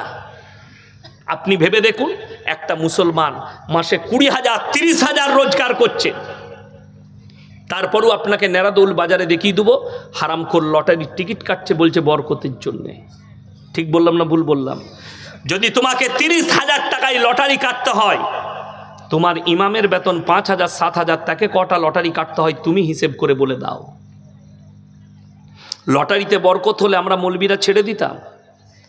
লটারি হারাম এই জন্যে, সকলে বলুন ভাগ্যের মালিক কে? আল্লাহ। যদি এটা বিশ্বাস হয় আপনি আর লটারি কাটবেন না। লটারি এই জন্যে হারাম, ভাগ্যের মালিক আল্লাহ, তুমি ভাগ্য নিজে থেকে পরীক্ষা করতে চাইছো লটারি কেটে।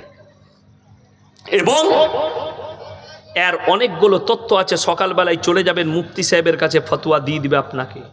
সরাসরি লটারির টাকা হারাম, আর যারা নিজের সন্তানের মুখে হারাম টাকা তুলে দিবে, হারাম খাবার তুলে দিবে, সেটা নেক সন্তান হতে পারে না। কাগজ থাকে, তা নোট করে নিয়ে যান। সেই সন্তান কোনোদিন নেক হবে না। আপনি সবজি ভাত তুলে দেন, আলু ভাত তুলে দেন, আপনার তকদিরে যেটুকু রুচবে, যেটুকু জুটাবে আল্লাহ, সেইটুকুই খেতে পাবেন, সেইটুকুই খেতে পাবেন।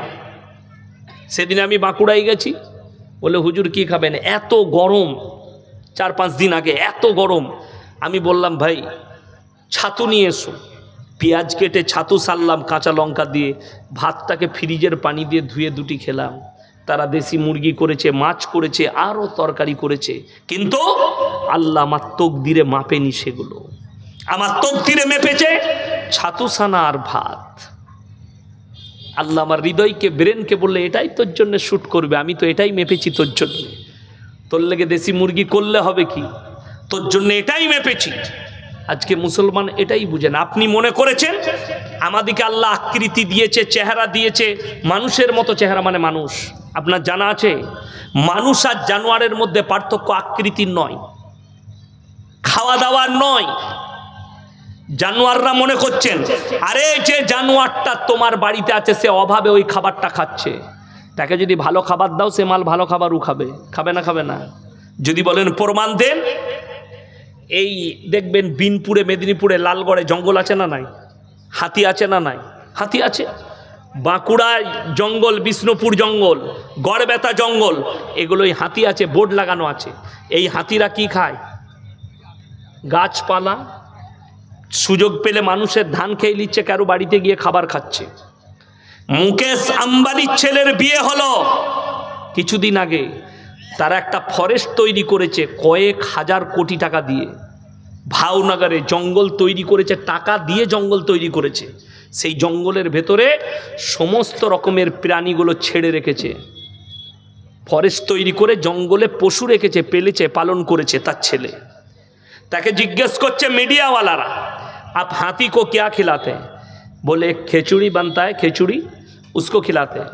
बोले ये किससे किससे बनता है?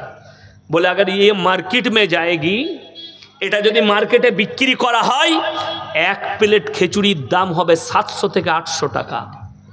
খালি এক চামচ দিবে, এক প্লেটের দাম।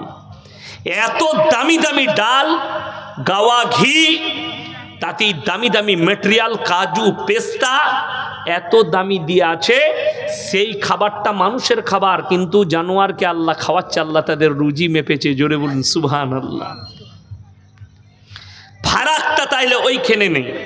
আজকে আমি এখানে জলসায় এসেছি, আমাকে যদি জিজ্ঞেস করে ইনারা আপনি কে, আপনারা যদি প্রশ্ন করেন আপনি কে, আমি আমার বাপের নাম বলবো না মায়ের বাবা? কথা বলে না? বাবার নাম বলবো, আমি মোল্লা শওকত আলী মাজাহিরির ছেলে, আমি এটাই পরিচয় দেবো। আমি মায়ের নাম বলবো না। আপনাদেরকে যদি কেউকে জিজ্ঞেস করি তুমি কে, সে মায়ের নাম বলবে না, বাবা, বাবের। যদি বাবা মারা যায় তাও বলবে আমি মৃত অমুকের ছেলে, বলবে না? বলবে না? মৃত অমুকের ছেলে। শুনেলেন, ইনসানের পরিচয় আল্লাহ দিয়েছে বাপের দ্বারা। জোরে বলুন সুবহানাল্লাহ। আপনাদের এখানে ছাগল আছে না নাই? গরু আছে? আচ্ছা, গায়ের বাচ্চা হলে ষাঁড়ের বাচ্চা বলেন না গায়ের বাবা? গায়ের। ছাগলের বাচ্চা হলে পাঁঠার বাচ্চা বলেন না ছাগলের? ছাগলের। কিন্তু পাঁঠার সঙ্গে মিলামিশা করে তবে বাচ্চাটা হয়েছে, অথচ তার মায়ের নাম লিখছেন। আল্লাহর কসম, জানোয়ারের পরিচয় আল্লাহ ঘটিয়েছে পৃথিবীতে মায়ের দ্বারা, আর ইনসানের পরিচয় ঘটিয়েছে বাপের দ্বারা। এরপর চলুন, যারা মডেলিংয়ের যুগ চাইছেন, যারা পশ্চিমী দুনিয়াকে ফলো করছে, ভারত ছাড়া লন্ডন, আমেরিকা, জাপান, জার্মান, উত্তর কোরিয়া, দক্ষিণ কোরিয়া, স্পেন, ব্রাজিল, যতগুলো বেঈমান কাফেরের দেশ আছে, তারা তাদের পার্লামেন্টে পাস করিয়েছে, এরপর থেকে যতগুলো বাচ্চা হবে তারা সবাই যদি ইচ্ছা করে মায়ের পরিচয়ে বাঁচতে পাবে। সেটার নাম দিয়েছে বেঈমান কাফের ইহুদিরা, রিলেশনশিপ নাম দিয়েছে। সমস্ত আলেমরা চিনে। পৃথিবীর শ্রেষ্ঠ মুফতি, মুফতি তাকি উসমানী সাহেব, মুফতি শফি সাহেব রহমতুল্লাহ আলাইহির ছেলে, যিনি তাফসিরে মারিফুল কোরআন যিনি লিখেছেন, তিনার সন্তান এখন পৃথিবীর শ্রেষ্ঠ মুফতি পাকিস্তানের তাকি উসমানী সাহেব। তিনি একটা কথা, দামি কথা বলেছেন कि दुनिया में एक ऐसा हालत पैदा कर दिया कि लोगों के सामने आप हराम औलाद लोग घूमते रहेंगे। और ये काम मेहनत किसने शुरू किया? ইহুদিও নেই, ইহুদিরা শুরু করেছে, যাতে মুসলমানের কাছে, পৃথিবীর মানুষের কাছে হারাম আওলাদগুলো প্রমোট পেয়ে যায়। আজকে ভেবে দেখুন মুসলমান কতটা কামিয়াব, কতটা নাকাম। আজকে পৃথিবীতে 250 কোটি মুসলমান আছে, জোরে বলুন সুবহানাল্লাহ।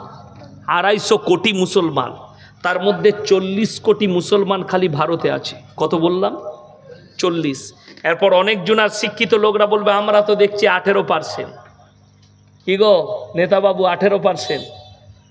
যারা বলছে 18%, আমার বাপ যখন স্কুলে গেছে শুনেছে 18%, আমি স্কুলে গেলাম 18%, আমার মেয়ে এখন স্কুলে যাচ্ছে, সেও আমাকে জিজ্ঞেস করছে আব্বু আমরা ভারতে 18%? আমি বলে হ্যাঁ মা, আমরা হিজড়ে আমাদের ছেলেপিলে হয়নি।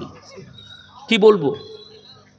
অথচ আবার দাঁড়িয়ে বলছে মুসলমান 10-10 बच्चे लेते हैं, मुसलमान का 5-5 बच्चा होता है। पार्लियामेंट में खड़ा होके कह दिया आईन लागू करनी चाहिए, 2 से ज्यादा बच्चा नहीं लेना चाहिए, क्योंकि हिंदुस्तान के पॉपुलेशन बढ़ रहा है। তোমার কথাটা 1 মিনিটে মেরে নিলাম। আর কিছু শিক্ষিত মুসলমান আছে, যারা শিক্ষিত মুসলমান ঘুয়াড়গুলো, তারা আমাদিকে মৌলবিদিকে দায়ী করছে, এরা মানুষকে সচেতন করে না। কেন 2, 3, 4, 5টা বাচ্চা নিবে? একটাই বাচ্চা লেখ, খুব বেশি বেশি হলে 2টো বাচ্চা লেখ, এরা সচেতন করুক। তাদেরকে বলছি শোনো, এই মিশনটা অন্য দেশের লয়, এই মিশনটা শুরু করেছে ইহুদিরা। পৃথিবীকে শিক্ষা দিলে ছোট পরিবার, ভালো পরিবার, অথচ একটা ইহুদির 10টা, 8টা, 12টা করে বাচ্চা আছে। এটা আপনারা জানেন না, একটা ইহুদির এতগুলো করে বাচ্চা। চলুন, যারা বলছেন না যে মুসলমান মৌলবীরা আপনারা 4টা, 5টা, 10টা করে বাচ্চা নেই, যারা বলছে, অভিযোগ করছে, তাদেরটা শুনেলেন। আমাদের দেশের প্রধানমন্ত্রী তারা 6 ভাই বোন। ক ভাই বোন বললাম? 6 ভাই বোন। আমাদের উত্তরপ্রদেশের মুখ্যমন্ত্রী যোগী আদিত্যনাথ, তিনারা 7 ভাই বোন। আমাদের বিহারের প্রাক্তন মুখ্যমন্ত্রী লালু প্রসাদ যাদব, তিনারা 10 ভাই বোন। তাগড়িয়া তারা 9 ভাই বোন। এরপরেও হচ্ছে বলছে জনসংখ্যার দায় হচ্ছে মুসলমানের জন্যে। এটা কত দুঃখজনক ব্যাপার, কত বেদনাদায়ক। ভালো করে পড়ো, কার কটা বাচ্চা আছে?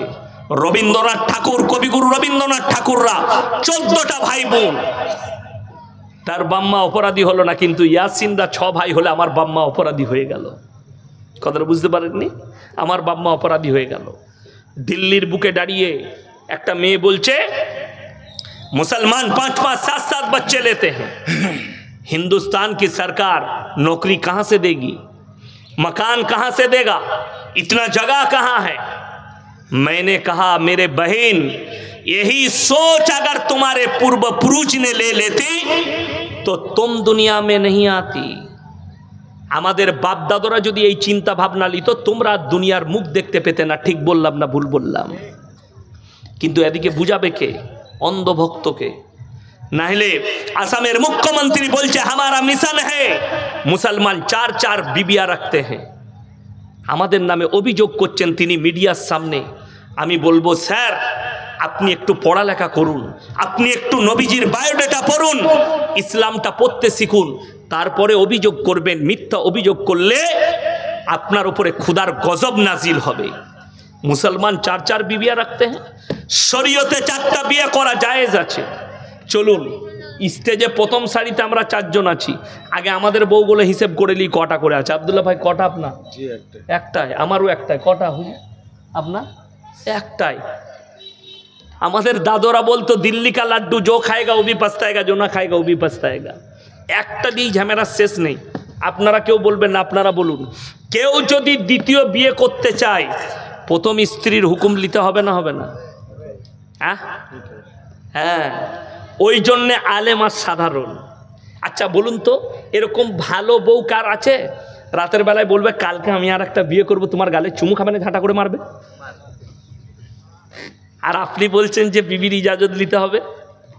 পৃথিবীর এমন কোনো মেয়ে আছে, এমন কোনো বিবি আছে, যদি বিবির ক্যান্সার হয় আর যদি স্বামী বলে আমি আর একটা বিয়ে করছি, স্ত্রী বলবে আমি মরে যাই তারপরে করবে, তার আগে করো না, ঠিক কি না কথা বলেন? ওই জন্য শরীয়ত হচ্ছে বিবির কাছে এজেন্ট নিবার প্রয়োজন নাই, বিনা ইজাজতে তুমি দ্বিতীয় বিবি গ্রহণ করতে পারবে। অনেকজন মনে মনে ভাবছে ভালো হুজুরকে দাওয়াত দিয়েছিস, কালকে আবার একটা করে নেব, তুইও মার খাবি আমিও মার খাবো। ওইখানে বাধা নেই, বাধাটা স্ত্রীর কাছে নেই, বাধাটা যেটা আল্লাহ দিয়েছে, তোমার যদি মনে হয়, দিলেতে মনে হয় দুটো বিবিকে সমান চোখে দেখতে পারছি না, তোমার জন্য একটাই বিবি যথেষ্ট। জোরে বলুন সুবহানাল্লাহ। শুনেলেন, আমার আল্লাহ রাব্বুল আলামিন কোরআন অবতীর্ণ করেছেন, নবীজিকে পাঠিয়েছেন। এই কোরআনের ভেতরে গোটা পৃথিবীর বায়োডাটা আল্লাহ ভরে দিয়েছে। কিয়ামত পর্যন্ত, কিয়ামতের সকাল পর্যন্ত কতগুলো পাপ আসবে, কতগুলো গুনাহ আসবে, আর সেগুলোকে ট্যাকেল দিবার জন্য কোরআন আর হাদিস সর্বক্ষণ সর্ব অবস্থায় রেডি আছে। জোরে বলুন সুবহানাল্লাহ। বর্তমানে কি এসছে? আল্লাহ নবী 1400 বছর আগে বলে গিয়েছিলেন বাঁদির পেটে মালিক পয়দা হবে। আজকে সেই যুগটাই এসে হাজির হয়েছে, বাঁদির পেটে মালিক পয়দা হতে শুরু হয়েছে। আমি নাম করব না, সরকার অর্ডার দিয়ে দিয়েছে কোন কোন মেয়েরা পেট ভাড়া দিতে পারবে, কোন মেয়েরা পেট ভাড়া নিতে পারবে। শুনেলেন হে আমার মুসলমান ভাই, স্বামীর বীর্যকে নিয়ে অন্য মহিলার পেটে ভরে দেওয়া হচ্ছে। তার পেটে নিজের বিবিকে, যাদের টাকা আছে, স্মার্ট রাখার জন্যে, নিজের বিবির পেটের চামড়া ঠিক রাখার জন্যে নিজের স্ত্রীর পেটে বাচ্চা নিচ্ছে না, নিজের বীর্য পেট কিনে তাকে 20 লাখ 10 লাখ দেওয়া হচ্ছে, তোমার পেটে আমার বাচ্চা লালিত হবে। সেই বাচ্চাটা তার পেট থেকে পয়দা করা হচ্ছে। এই বাচ্চা শরীয়ত সম্মত হারাম বাচ্চা, নাজায়েজ বাচ্চা শরীয়ত সম্মত, আর কিয়ামতের সকাল পর্যন্ত নাজায়েজ থাকবে।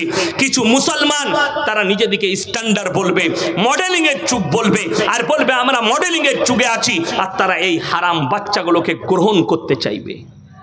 মৌলবীদের কথাকে উপেক্ষা করে, কোরআন হাদিসকে না মেনে, তা না হলে শুনেলেন আজকে মুসলমান যদি রসুল আকরাম সাল্লাল্লাহু আলাইহি সাল্লামের চরিত্রের ওপরে চালনে বলা হতো, মুসলমান কোনোদিন নিজের ছেলের কেক কেটে জন্মদিন পালন করতো না, মুসলমান কোনোদিন 1 জানুয়ারি পালন করতো না, মুসলমান কোনোদিন 25শে ডিসেম্বর পালন করতো না। অবাক হয়ে যাবেন। আপনি মনে করছেন কেন মুসলমান দিকে বলছি? তারিখটা ছিল 31শে ডিসেম্বর। কত বললাম? 31শে ডিসেম্বর। বিসমিল্লাহ। আমার জলসা ছিল মালদা সুজাপুর, পশ্চিম বাংলার সব থেকে বড় ঈদের নামাজ হয় সুজাপুরে, পাড়াটার নাম গয়েশবাড়ি। এক জায়গায় অতগুলো মুসলিম পশ্চিম বাংলার কোথাও নাই। ভারতে কোথাও আছে নাকি সন্দেহ আছে। মালদা ডিস্ট্রিক্টের সুজাপুরে 2 থেকে 2.5 লাখ বসতি আছে নমৌজায়। কত বললাম? 2 থেকে 2.5 লাখ বাড়ি আছে গোটা নমৌজা মিলিয়ে। 1.5 লাখ খালি ঈদের নামাজে মুসল্লি হয়, 1.5 লাখ থেকে 1,75,000 মুসল্লি একটা ঈদগায় নামাজ পড়ে, সুজাপুর নমৌজা ঈদগায়।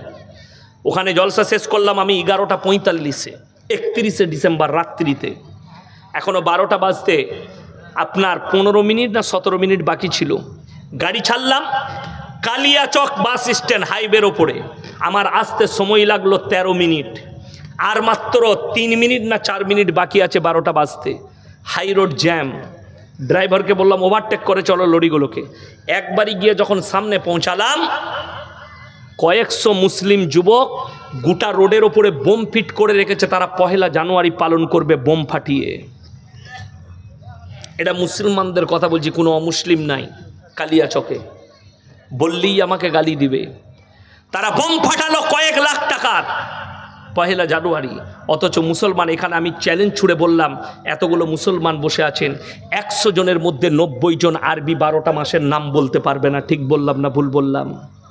ছেলের 5 বছর বয়স হচ্ছে, আমাদের মারা প্রথম শিক্ষা দিচ্ছে, বলছে বল জানুয়ার মানে জানুয়ারি।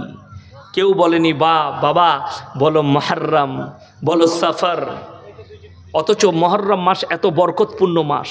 মুসলমান ছেলেরা যদি বলেন হুজুর যদি 1 জানুয়ারি পালন করে থাকে অসুবিধা কি আছে, আমি অসুবিধাটা বলবো, এত বড় অসুবিধা, এত বড় পাপ, তোমার ছেলে পদভ্রষ্ট হয়ে যাবে, আর তুমি যদি সাপোর্ট করো তুমিও পদভ্রষ্ট হবে।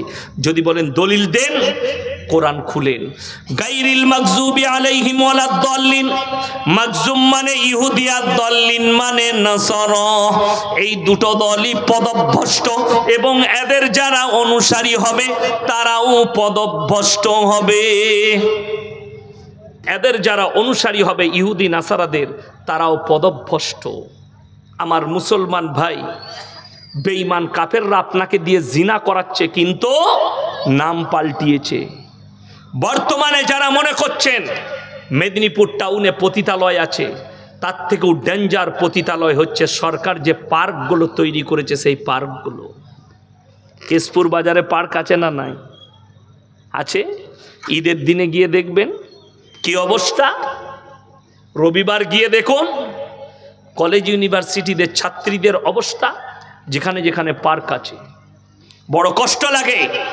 বেঈমান কাফেররা নাম পাল্টিয়েছে যাতে মুসলমান না বুঝতে পারে, অথচ তারা যেন জিনায় লিপ্ত হয়।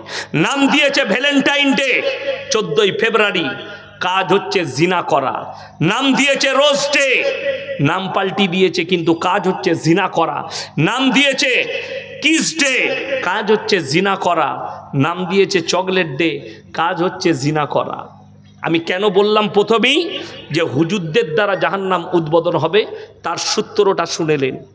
এই কিছুদিন আগে বাংলাদেশের এক মাল, নিজেকে হুজুর বলে, আবরারুল হক আসিফ নাম, সুন্দর সুন্দর কথা বলে মাঝে মাঝে। এত বড় গুমরা, একটা প্রোগ্রামে বলছে রাস্তায় যে মেয়েটা আপনার মনে হবে সুন্দর, আপনার পছন্দ হলো, জানবেন জাস্ট সেটাই তোমার জন্য পারফেক্ট।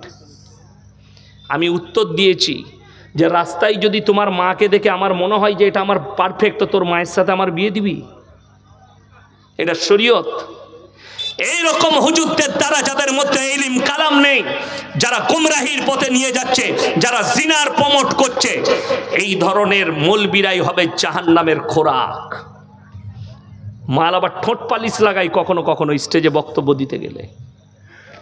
আমি মিথ্যা বলিনি। মুর্শিদাবাদে 2.5 ঘন্টা বক্তব্য দিয়েছি। বক্তা কই? বলে হুজুর সাজছে, এখন সাজছে।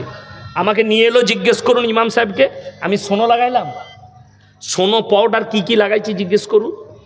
আমি খালি উজু করে নামাজ পড়লাম, খানা খেলাম, একটু বসলাম, বলে হুজুর টাইম হয়ে যাবে, চলুন। ওই পোশাকে, যে পোশাকে এসছি, কি আব্দুল্লাহ ভাই পোশাক পাল্টাই, যে ওই পোশাকে এলাম।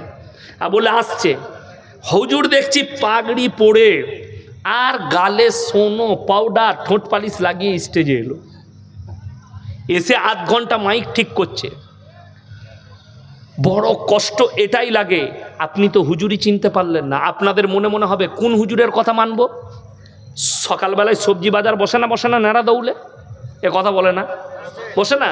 আপনি সকালবেলায় যদি নেড়া দৌল বাজারে যান, আচ্ছা এরকম লোক আছে বেছে বেছে কানা বেগুন কিনবে না? ভালো ভালো কানা বেগুন আনলেই বউ বলবে তুমি কানা নিকি দেখতে পাওনি? তুমি কানা বেগুন নিবে না, বেগুনটা ঘুরিয়ে দেখবে। তুমি পচা টমাটো নিবে না, ঘুরিয়ে দেখবে। তুমি পচা মাছটা নিবে না, পেটটা টিপে দেখে নিবে। তুমি পচা মাছ চিনতে পারলে, পচা টমাটো চিনতে পারলে, কানা বেগুন চিনতে পারলে, আর কানা হুজুরটা চিনতে পারোনি। যে তোমাকে ধোকা দিচ্ছে, আপনি মনে করছেন আমি গল্প করছি, না। কোরআন শুনেলেন, সূরা বাকারা। এক শ্রেণীর হুজুররা ধরা পড়বে মানুষের কাছে যারা হককে প্রকাশ করে না, আল্লাহর আয়াতকে লুকিয়ে দেয়। ইন্নাল্লাযীনা ইয়াকতুমুনা মা আনজালাল্লাহু মিনাল কিতাব ওয়া ইয়াশতারুনা বিহি থামানান কালীলা উলাইকা মা ইয়াকুলুনা ফি বুতুনিহিম ইল্লান নার ওয়া লা ইউকাল্লিমুহুমুল্লাহু ইয়াওমাল কিয়ামাতি ওয়া লা ইউযাক্কিহিম ওয়া লাহুম আযাবুন আলীম। হে আমার বিশ্বনবী, পৃথিবীর মানুষকে বলো, তোমাদের মধ্যে কিছু এমন আলেম থাকবে যারা আমার কোরআনের আয়াতকে লুকিয়ে দেবে নিজেদের পেট চালাবার জন্য। হে নবী বলে দাও, তারা নিজেদের পেটেতে আগুন ছাড়ায় আর কিছু ভরে না। আমি আল্লাহ তাদেরকে কিয়ামতের দিনে কঠিন আযাবে মুবতালা করব। হারামখোর বলছে গার্লফ্রেন্ড আর বয়ফ্রেন্ড, বলছে তোমার গার্লফ্রেন্ডকে তুমি গিফট দেবে, তুই জুতো খাবি কবরে যা। আমি খালি বাংলাদেশে যেতে পাই না, খুব ফ্যার। আমি গেলি আমাকে অ্যারেস্ট করবে একদম। আমাকে কয়েকজন ফোন করে বলেছে হুজুর আসবেন না, অ্যারেস্ট ওয়ারেন্ট জারি আছে আপনার নামে। তা না হলে এই হুজুরগুলোকে দেখতাম, এদের 20টা মেরে আসতাম আমি গিয়ে বাংলাদেশে। এরা বুঝতে পারত কার পাল্লায় পড়েছি। এদের দ্বারা সমাজ জিনায় লিপ্ত হবে। যারা বলছে গার্লফ্রেন্ড আর বয়ফ্রেন্ড, আল্লাহর কসম করে বলছে এই ভাষাটাই শরীয়তে হারাম ভাষা, জিনার ভাষা। কোরআনে আছে ওয়ালা তাকরাবুজ জিনা ইন্নাহু কানা ফাহিশা ওয়া সা সাবিলা। আজকে তো বড় কষ্ট লাগে, এটা ভারতবর্ষ বলে আমি হক কথা বলতে পারছি, আমাদের মুসলিম সমাজ মানে বলে। বাংলাদেশে হলে ইয়াসিন এতদিন জেলের কুঠরিতে থাকতো, এই হাসিনা সরকার ভরত। আজকে আমাদের কাছে একটা খুশির খবর আমি পরশু পেলাম। আল্লামা মামুনুল হক একজন বড় মুহাদ্দিস এবং আমার খুব অন্তরের মানুষ, তিনি মুক্তি পেয়েছেন। আল্লাহ তিনাকে জেল থেকে মুক্তি করেছেন, বলুন আমিন। আল্লাহ তিনাকে সুস্থতা দান করুক। বড় কষ্ট লাগে শুনেলেন। আমি জানি খালি উনাকে জেলে রাখা হয়েছিল এইটার কারণেই। হাসিনা জানতো জেলের বাইরে যদি এই লোকটা থাকে আমার গদি চলে যাবে, যার কারণে আল্লামা মামুনুল হককে জিতার পরে এতদিনে তিনাকে জামিন দিয়েছে। সব মিথ্যা কেস দিয়েছে। এই যারা মিথ্যা কেস দিয়েছে শুনে যান, যদি কেউ উকিল থাকে, অ্যাডভোকেট থাকে, তারা শুনবেন। কেউ যদি মিথ্যা কেস লড়ে, আল্লাহর কসম করে বলছি কিয়ামতের দিনে ফেরে পড়ে যাবে। সেই উকিল যদি তাহাজ্জুদ গুজার হয়, পেরুবার রাস্তা পাবে না। কেউ যদি সত্যিকারী মার্ডার করে থাকে আর তাকে যদি বাঁচাবার চেষ্টা করে, সে যদি মুসলমান নিজেকে দাবি করে, সেই উকিল কিন্তু পেরুবার রাস্তা পাবে না। কেউ যদি ধর্ষণ করে আর পয়সার জন্য কোনো উকিল যদি ধর্ষণকারীকে বাঁচায়, জেনে রেখে দিবেন পেরুবার রাস্তা পাবে না। কেউ যদি মিথ্যা মামলা করে কোনো মাজলুমকে সাতায়, আমাদের মতো আলেমকে, আল্লামা মামুনুল হকের মতো আলেমের নামে জিনা করার তহমত লাগিয়েছে, ধর্ষণের তহমত লাগিয়েছে, অথচ ওগুলো সব মিথ্যা। আল্লাহ হককে জিন্দা করেছেন, মিথ্যা মিটে গেছে। বাতিলকে মিটিয়ে হককে জিন্দা করে আল্লামা মামুনুল হককে আল্লাহ ছাড় দিয়েছেন, জেল থেকে বার করেছেন।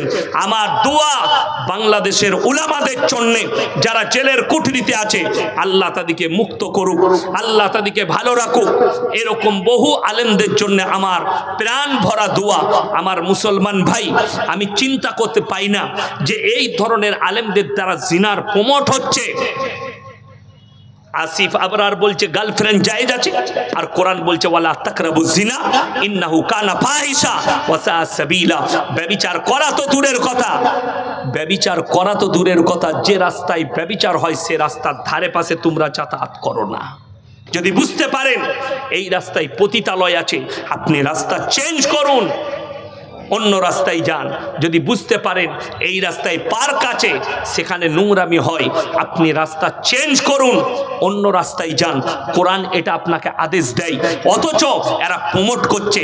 হে আমার যুবক, যদি বলেন আমি কিভাবে বিয়ে করব সুন্নত তরিকায়, তোমার যদি মনে হয় তুমি বিয়ের প্রস্তাব পাঠাতে পারবে, একটা মেয়েকে পছন্দ হলো, আপনি তার বাড়িতে প্রস্তাব পাঠালেন যে আপনার মেয়েকে অমুকের ছেলের পছন্দ, যদি আপনি বিয়ে দেন, যদি আপনি বিয়ে দেন, আলহামদুলিল্লাহ, তকদিরে থাকলে হবে, না হলে হবে না, কোনো অসুবিধা নেই। আল্লাহর হাবিব সাল্লাল্লাহু আলাইহি সাল্লামের মেয়ে ফাতেমাতুজ জাহরা রাদিয়াল্লাহু তাআলা আনহা, তিনার বিয়ে হযরত আলীর সঙ্গে হবার আগে জানেন কে প্রস্তাব পাঠিয়েছিলেন? তিনি হচ্ছেন হযরত উসমানে গনি রাদিয়াল্লাহু তাআলা আনহু। ইয়া রাসূলুল্লাহ, আমি আপনার মেয়েকে বিবাহ করতে চাই। রসুল আকরাম সাল্লাল্লাহু আলাইহি সাল্লাম বললেন, হে উসমানে গনি, তুমি ফাতেমার থেকে সুন্দর বিবি পাবে, ফাতেমা তোমার থেকে ভালো স্বামী পাবে। এটা ছিল নবীজির উত্তর। এত সুন্দর উত্তর নবীজি দিলেন, কোনো ঝামেলা নাই, ঝঞ্ঝট নেই। আর আপনি মনে করছেন শরীয়তে প্রেমটা জায়েজ? কোনো মতে জায়েজ নেই। আমি গাড়িতে আসছিলাম আর আমার এলাকা থেকে খবর এলো অমুকজন অমুকের একটা মেয়ে নিয়ে পালিয়েছে। এই তো চলছে এখন। মুসলমান জানেন হারাম কাজে কিভাবে লিপ্ত হয়েছে? সব থেকে বড় পাপ মুসলিম সমাজে যেটা এসে দাঁড়িয়েছে সেটার নাম হচ্ছে পরকিয়া। লোকের বউকে নিয়ে পালিয়ে গিয়ে ঘর করা। মেদিনীপুরের লোক বর্ধমানে ঘর ভাড়া নিয়ে আছে লোকের বউকে নিয়ে পালিয়ে। বর্ধমানের লোক লোকের বউকে নিয়ে পালিয়েছে, নাড়াদৌলে ঘর ভাড়া নিয়ে আছে। আর আপনি মনে করছেন এর থেকে ভালো লোক কেউ নেই। খোঁজ নিলেন না বউটা তার না লোকের, অথচ শরীয়ত জানে না। যারা মা আছেন, যারা ভাই আছেন, শুনে যান। যারা পরকীয়ায় জড়িত আছেন, যারা লোকের বউয়ের সঙ্গে রাতের বেলায় কথা বলেন, পরকীয়ায় জড়িত আছেন, তারা শুনে যান। আগের স্বামী তালাক না দেওয়া পর্যন্ত, ইদ্যত পালন না করা পর্যন্ত পৃথিবীর নয় গোটা দুনিয়ার কাবা ঘরের ইমাম এসে বিয়ে পড়ালেও আল্লাহর কসম নিকাহ হবে না, হারাম। লিখে নিয়ে যান, চ্যালেঞ্জ দিয়ে গেলাম, নিকাহ হবে না। যতদিন ঘর করবে জিনা করা হবে, যতগুলো বাচ্চা পয়দা হবে হারাম আউলাদ হবে। তার আগের স্বামী তালাক দিবে, ইদ্যত পালন করবে। ইদ্যত হয়ে গেল, আপনি স্ত্রী রূপে গ্রহণ করুন, তার মধ্যে খায়ের বরকত আছে, কোনো অসুবিধা নাই। হালাল রূপে গ্রহণ করুন, জোরে বলুন সুবহানাল্লাহ, অসুবিধা নেই। কিন্তু লোকের বউকে নিয়ে পালিয়ে গিয়ে বিপদ শুনেলেন। উলামাদের সংস্পর্শে না থাকলে বিপদ কি ঘটে। হুগলি ডিস্ট্রিক্টের ঘটনা, একটা মেয়ে গ্রামে ভিক্ষা করতে এসছে, আসে না ভিক্ষা করতে অনেক মেয়ে আসে, তো তার সঙ্গে একটা বাচ্চা ছেলে আছে। সে বেচারা গ্রামে গ্রামে ভিক্ষা করছে। সেই গ্রামের একজন বড় লোক, তার একটা ছেলের বউ মারা গেছে, স্ত্রী মারা গেছে অল্প বয়সে। তো সে রাস্তায় বসে আছে, মেয়েটা যাচ্ছে, বলে শোনো তুমি ভিক্ষা করছো, তোমার স্বামী আছে? মেয়েটা বলছে না গো, আমার কেউ নেই। লোকের দয়া হলো, বলে শোনো আমার একটা ছেলে, স্ত্রী মারা গেছে, তুমি বিয়ে করবে? আপনি যদি বলেন করব, ই দেখলে মেয়ে রাজি আছে, কেউ নেই, খোঁজ খবর লাইনি, মূর্খর জগতে বাস করলে যা হয়। বাস ইমাম সাহেবকে ডেকেছে, পেশার ইমাম কি জানবে, ইমামকে পেশার দিয়েছে, বিয়ে পড়িয়ে দাও। ইমাম সাহেব বিয়ে পড়িয়ে দিয়েছে, বিয়ে হয়ে গেল, ঘর করছে। এক সপ্তাহ পরে এ মেয়ে রাস্তায় ঝাঁট দিতে নাকি কাজ করতে বেরিয়েছে, আর তার আগের স্বামী সাইকেল নিয়ে আসছে। সে বুঝে, তোকে আমি এক সপ্তাহ ধরে খুঁজছি, কোথায় ছিলি তুই? পাড়ার লোক অবাক, আর কেউ না, বিয়ে করে যাবো, তোমার বউ কি করে হলো? লোক জড়ো হয়ে গেল, গোটা গ্রাম হাজির। সব শালাকে ছেড়ে দিয়ে ইমাম শালাকে ধর। দোষকার বলে ইমামের, বিয়ে পড়াইছে। কত বড় কষ্টের বিষয়। ইমামকে বলেছে বিয়ে পড়াও, ইমাম সাহেবকে দাওয়াত দিয়ে দিয়েছে, দোষ হলো কার? ইমামের। আমাকে ফোন করলো, প্রথম প্রস্তাব কে দিয়েছে? ছেলের বাপ। আমি বললাম তুমি সবসময় একটা কথা মাথায় রাখবেন, কেউ যদি ভিখারি আসে তার একটা স্থান থাকবে না? থাকবে না। যদি বলে আমার কেউ নাই, কিচ্ছু নাই, তাইলে তুমি কেশপুর কোথায় থাকো? বলে কেশপুর বাজারে থাকি। কোথায় থাকো? কোন দোকানের সামনে শো? সেই দোকানেও তো চিনবে যে আমার দোকানের সামনে একটা ভিখারি বসে থাকে, ঠিক কিনা কথা বলেন? তো তাকে গিয়ে জিজ্ঞেস করলেই পাবো যে এইখানে এই ভিখারিটা থাকে নাকি, চলো তুমি আমার সাথে। বিয়ে পড়িয়ে দিয়েছে। এখন আমাকে জিজ্ঞেস করলে হুজুর কি হবে? মানে বিয়েটাই হয়নি। কি হয়েছে? বিয়েটাই হয়নি। যেহেতু তার স্বামী আছে, হারাম। বড় কষ্ট লাগে শুনেলেন। শরীয়তটাকে বাপের জায়গির মনে করবেন না। মন চাই জিন্দগির নাম ইসলাম নয়, রব চাই জিন্দগির নাম ইসলাম। এটা মাথায় রাখবেন। আপনি যদি মনে করেন শরীয়ত আমার মতন, আমি নিজের মতো করে নেব, আমাদের সমাজটা আজকে বিপদগামী কেন জানেন? সমাজটা চলতে শুরু করেছে হাদিসুন নিসায়। হাদিসুন নিসা মানে বুঝেন? মৌলবীরা বুঝে গেছে, আলেমরা বুঝে গেছে, কি মেয়েদের হাদিস। এখন তো সব থেকে বড় বড় মুফতি সব ঘরেতে আছে একটা করে, বইয়ের থেকে বড় মুফতি কেউ নাই। মুর্শিদাবাদের একটা ছেলে আমাকে ফোন করে বলছে, হুজুর আমি বিয়ের দিন ঠিক করতে এসেছি, এই আমাবস্যার রাতে কি বিয়ে দেওয়া যাবে, বিয়ে করা যাবে? আমি মোটেই করবি না, কালো ছেলে হবে। কি বলবো দেখ, আমি কোরআনে হাদিসে কোথাও নাই। আমি বললাম যে কোনো রাতে করতে পারিস, পূর্ণিমার রাতে হোক, জ্যোৎস্নার রাতে হোক। ও বলছে আমাবস্যার রাতে বিয়ে করা যাবে না। ফতোয়া কার? খালার, না হলে ফুপুর।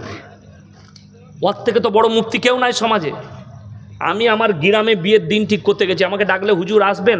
আমার মাদ্রাসা ক্লাস চলছে, আসরের পরে যাব। আমি গেলাম, তো প্রথমেই চা পানির ব্যবস্থা হবে, তারপরে দিন ঠিক হবে। আমি ডায়েরিটা নিয়ে গেছি জলসার, আমার দূর সম্পর্কে আত্মীয় হয়। চা দিয়েছে, চা বিস্কুট চানাচুর সব আছে, কিন্তু ডিম সিদ্ধ দেয়নি। আমাদের দেখবেন মেহমানকে আমরা ডিম সিদ্ধ দিই না, বাঙালিরা চায়ের সাথে ডিম সিদ্ধ দেয়, ডিম সিদ্ধ নাই।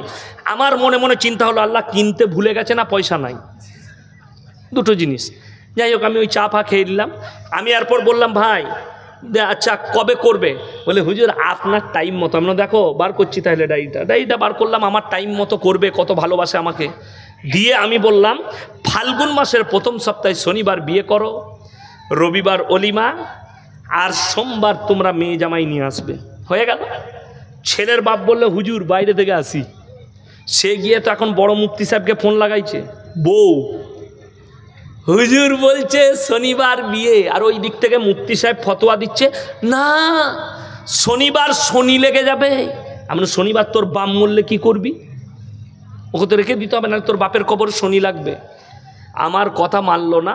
সোমবার বিয়ে, মঙ্গলবার অলিমা, বুধবার মেয়ে জামাই নিয়ে যাবে। 3 মাস পরে বিয়েটা ভেঙে গেল। আমি আল্লাহর কাছে দোয়া করেছিলাম, আল্লাহ এই বিয়ে যেন ভেঙে যায়। বিশ্বাস করুন, আল্লাহর কসম করে বলছি, আমি দোয়া করেছিলাম যে আল্লাহ এদের যেন বিশ্বাস এটা আসে, এই শিরকি আকীদা যেন যায় যে প্রত্যেকটা দিনের মালিক হচ্ছেন আল্লাহ, আল্লাহর কাছে সব দিনটাই ভালো। জোরে বলুন সুবহানাল্লাহ। শনিবার রবিবার নেই, সোমবার করেছে, বিয়েটা ভাঙলো। আমি বললাম এরপর বল যে এই শনিটা লাগলো কোথায়? এটা তো শনিবার ছিল না, সোমবার ছিল, শনিটা লাগলো কোথায়, বিয়েটা ভাঙলো? বাড়িতে এলাম, আমার স্ত্রীকে জিজ্ঞেস করলাম, হ্যাঁ গো ডিম দেয়নি কেন? বলে তুমি জানো না? এমন না তো। বলে মেয়েরা বলে ডিম দিলে বিয়ে ভেঙে যাবে, বিয়ের দিন থেকে ডিম দিলে বিয়ে ভেঙে যাবে। আমি বলে হ্যালো, ডিমের পাওয়ার এত কি করে হলো? আচ্ছা আপনারা বলুন, ডিম খেলে হজম হয় না হয় না? ডিমের মালিক কে? সকলে জোরে বলুন, আল্লাহ। ডিমের মালিক যদি আল্লাহ হয়, মুরগির মালিক যদি আল্লাহ হয়, তাহলে ডিম কি করে বিয়েটা ভাঙাবে? এইগুলো হচ্ছে শিরকি আকীদা। আল্লাহ ছাড়া তার বস্তুর ওপরে বিশ্বাস, এটা হচ্ছে শিরকি আকীদা। শুধু তাই নয়, অনেক মেয়েদের আকীদা আছে বিয়ের দিন ঠিক হলে দেখা দেখি হলে জেলেবি দিতে নাই, বিয়েতে প্যাঁচ লেগে যাবে। যদি জেলেবি দিলে বিয়েতে প্যাঁচ লাগে, যে লোক জিলেবি তৈরি করছে তার বেটা বিটির তো জীবনে বিয়ে হবে না, সে তো প্যাঁচ মেরেই যাচ্ছে। কথাটা বুঝতে পারেননি? এ হচ্ছে শিরকি আকীদা। আল্লাহর কসম, সবের মালিক হচ্ছেন, সকলে বলুন কে? আল্লাহ। আজকে কষ্ট ওইটাই লাগে। আমি হুগলি ডিস্ট্রিক্টে এক জায়গায় জলসা করতে গেলাম, এরকম স্টেজ, এরকম প্যান্ডেল, স্টেজের পাশে একটা বিরাট বড় গাছ না কি গাছ জানি না, গোড়ায় একটা কলমা লেখা চাদর লেপটানো আছে, তার গোড়ায় ঘোড়া রাখা আছে, তার গোড়ায় আগরবাতি মোমবাতি রাখা আছে। আমি স্টেজে চেপে বললাম, বাবা তোমাদের এইখানে হিন্দু মুসলিমের মধ্যে মহব্বত আছে, এইখানে তোমরা জলসা করছো, এইখানে হিন্দু ভাইরা পুজো করে। একজন বলছে হুজুর ওটা আমাদেরই। তোরা কি করিস এখানে? বলে এখানে বুড়ো পীর সাহেব আছে। কত কষ্ট লাগে। আমি বললাম তাদেরকে, শোনো, হিন্দু ভাইরা তারা মাটির মূর্তি তৈরি করে পুজো করে, এটা আল্লাহর কাছে শিরকের পাপ, ঠিক কিনা কথা বলেন? মুসলমানরা বলে এরা মুশরিক। কেন? আল্লাহ ব্যতীত অপরকে বিশ্বাস করেছে। তুমি যদি মাটির ঘোড়া রেখে সিজদা করো, এটা কি করে জায়েজ হতে পারে? তোমার বিবেককে জিজ্ঞেস করো। চলুন আপনাদিকে কোরআনে নিয়ে যাই। 17 পারা। কত পারা বললাম বাবা? 17। যাদের বাড়িতে মানে কোরআন আছে খুলবেন, আমাকে গালি দেবার আগে অনুরোধ করে বলে যাচ্ছি, গালি দেওয়ার আগে কোরআনের মানেটা খুলবেন। আর যাদের বাড়িতে নেই, ইমামের কাছে সকালে দেখা করে বলবেন কোরআনের মানেটা শুনান, তফসিরটা শুনান। যদি বলে দেয় ভুল বলে গেছে, আমি ইয়াসিন এসে বাইক ক্যামেরা চালিয়ে ক্ষমা চেয়ে যাব, আর আপনাদেরকে বলবো কবরের কাল থেকে পুজো করবি। কোরআন খুলেন 17 পারা, শেষ পৃষ্ঠা, শেষ রুকু। ইয়া আইয়ুহান নাসু যুরিবা মাসালুন ফাসতামিউ লাহ ইন্নাল্লাযীনা তাদউনা মিন দুনিল্লাহি লা ইয়াখলুকু দুবাবান ওয়ালা বিসতামাউ লাহ ওয়া ইয়াসলুবুহুমুদ দুবাবু শাইয়াল লা ইস্তানকিদুহু মিন। হে আমার নবী বলো, হে পৃথিবীর মানুষ, তোমরা শুনে নাও, যাদিকে তোমরা ভালো মন্দের মালিক মনে করছো তাদিকে জিজ্ঞেস করো, তারা একটা মাছি পর্যন্ত সৃষ্টি করতে পারে না। মাছি সৃষ্টি তো দূরের কথা, মাছি যদি তাদের কাছ থেকে ছিনিয়ে নিয়ে যায়, তাদের উদ্ধার করার মতো ক্ষমতা নেই। তারা হচ্ছে শক্তিহীন, আর আমি আল্লাহ হচ্ছি শক্তিশালী। জোরে বলুন সুবহানাল্লাহ। কোরআন। আজকে কষ্ট তো ওইটাই। আপনি এই আমার কাছে একজন ডিফেন্সে মনে হয় চাকরি করে, হ্যাঁ ডিফেন্সে চাকরি করে, মিলিটারি, মেসেজ করেছে, আপনি আমাকে প্রমাণ দেন যে হাজি আলী মাজারে মানুষ গিয়ে ভালো মন্দ চায়। আমি বললাম তুমি 11 তারিখে আমি যাচ্ছি মুম্বাই, তুমি চলে এসো, তোমাকে হাজি আলীতে আমি পায়েস খাওয়াবো। কিসের? ফলের পায়েস। হাজি আলীর পাশেই একটা হোটেলে খালি ফলের পায়েস পাওয়া যায়, তোমাকে খাওয়াবার মাজারের ভেতরে কানটা ধরে দেখাবো যে দেখ কি চাইছে সিজদা করে। অবাক লাগে যারা আল্লাহ ব্যতীত অপরের কাছে চান, সূক্ষ্মভাবে বুঝে যান আমাকে গালি দেওয়ার আগে। আপনি মাজারের ভেতরে ঢুকলেন, ঢোকার পরে যারা BMW মার্সিডিজ ওডির গাড়ি নিয়ে এসে ঢুকে বলছে বাবা আমাকে ছেলে দাও, বাবা আমাকে সম্পদ দাও, বাবা আমার মালে বরকত দাও। ও চাইছে কবরের কাছে, বাবার কাছে। আর যখন বেরিয়ে আসছে তখন রাস্তার দুদিকে ভিখারি বসে আছে, আল্লাহকে নাম পে দে দে বাবা। বেল যদি মাজারে পাওয়া যাবে, এই তোর কাছে চাইবে কেন? তো ভেতরেই চাইবে। তো কথাটা বুঝতে পেরেছেন না পারেননি? ই জানে ওই কবরে গিয়ে হাত পাতলে মাল পাওয়া যাবে না, তোর কাছে হাত পাতলে মাল পাওয়া যাবে। এই ভিখারিটা বুঝে গেল, তুই বুঝতে পারলি না। দেনেওয়ালা শখসিয়ত, একমাত্র দেনেওয়ালা জাত হচ্ছেন আমার আল্লাহ রাব্বুল আলামিন। জোরে বলুন সুবহানাল্লাহ। আল্লাহ পৃথিবীর নিয়ন্ত্রণ কর্তা। তুমি আল্লাহ ব্যতীত অপরের কাছে চাইবে না। আজ থেকে নিয়ত করুন সবাই, হাত তুলে বলুন তো 5 ওয়াক্তের নামাজি হব। জোরে বলুন ইনশাআল্লাহ। নিজেদের জীবনটাকে শিরক মুক্ত জীবন গড়ব। জোরে বলুন ইনশাআল্লাহ। আপনাদের এই কেশপুর এলাকা থেকে, আমি জায়গাটার নাম করব না, একজন ভণ্ড ফোন করে এলো, তোমার সঙ্গে মুনাজারা করবো। আমরা তুই যদি মুনাজারা বানানটা বলে দিতে পারিস আরবিতে, আমি যে কোনো টাইমে কেশপুর চলে যাব যেখানে বলবি। শুধু তাই নয়, তাকে আমি বললাম শোনো, কেশপুরে আমি আজকের লয়, আমার অনেকগুলো সাথী আছে কেশপুরে, অনেক বন্ধু বান্ধব আছে, আমার আব্বার ছাত্র আছে কেশপুর মাদ্রাসার, যিনি নাজিম মোহাম্মদ সামিউল্লাহ সাহেব আমার আব্বার ছাত্র, আমাকে কোলে করে মানুষ করেছে। মুফতি রহমতুল্লাহ সাহেব আমার আব্বার ছাত্র, কোলে করে মানুষ করেছে। জামতলায় আছে ইমরান ভাই, দোকান আছে পানের, আমার আব্বাজির ছাত্র।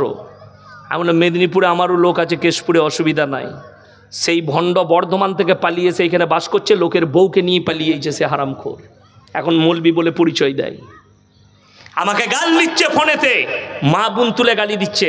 আমি বললাম ভাই আমি তো দোয়া ছাড়া আর কিছু দিতে পারবো না। তুমি আলেম হয়ে যদি নিজেকে আলেম বলো আর আমাকে মা বোন তুলে গাল দাও, আমার কিচ্ছু করার নেই। খালি আমাকে বললো মাজারে চাদর চড়ানো যাবে না, মাজারে সিজদা দেওয়া যাবে না, প্রমাণ দেন। আমি বললাম তুমি দাদা হুজুর পীর কেবলা রহমতুল্লাহ আলাইকে ভালোবাসো? বললে জি হুজুর ভালোবাসি।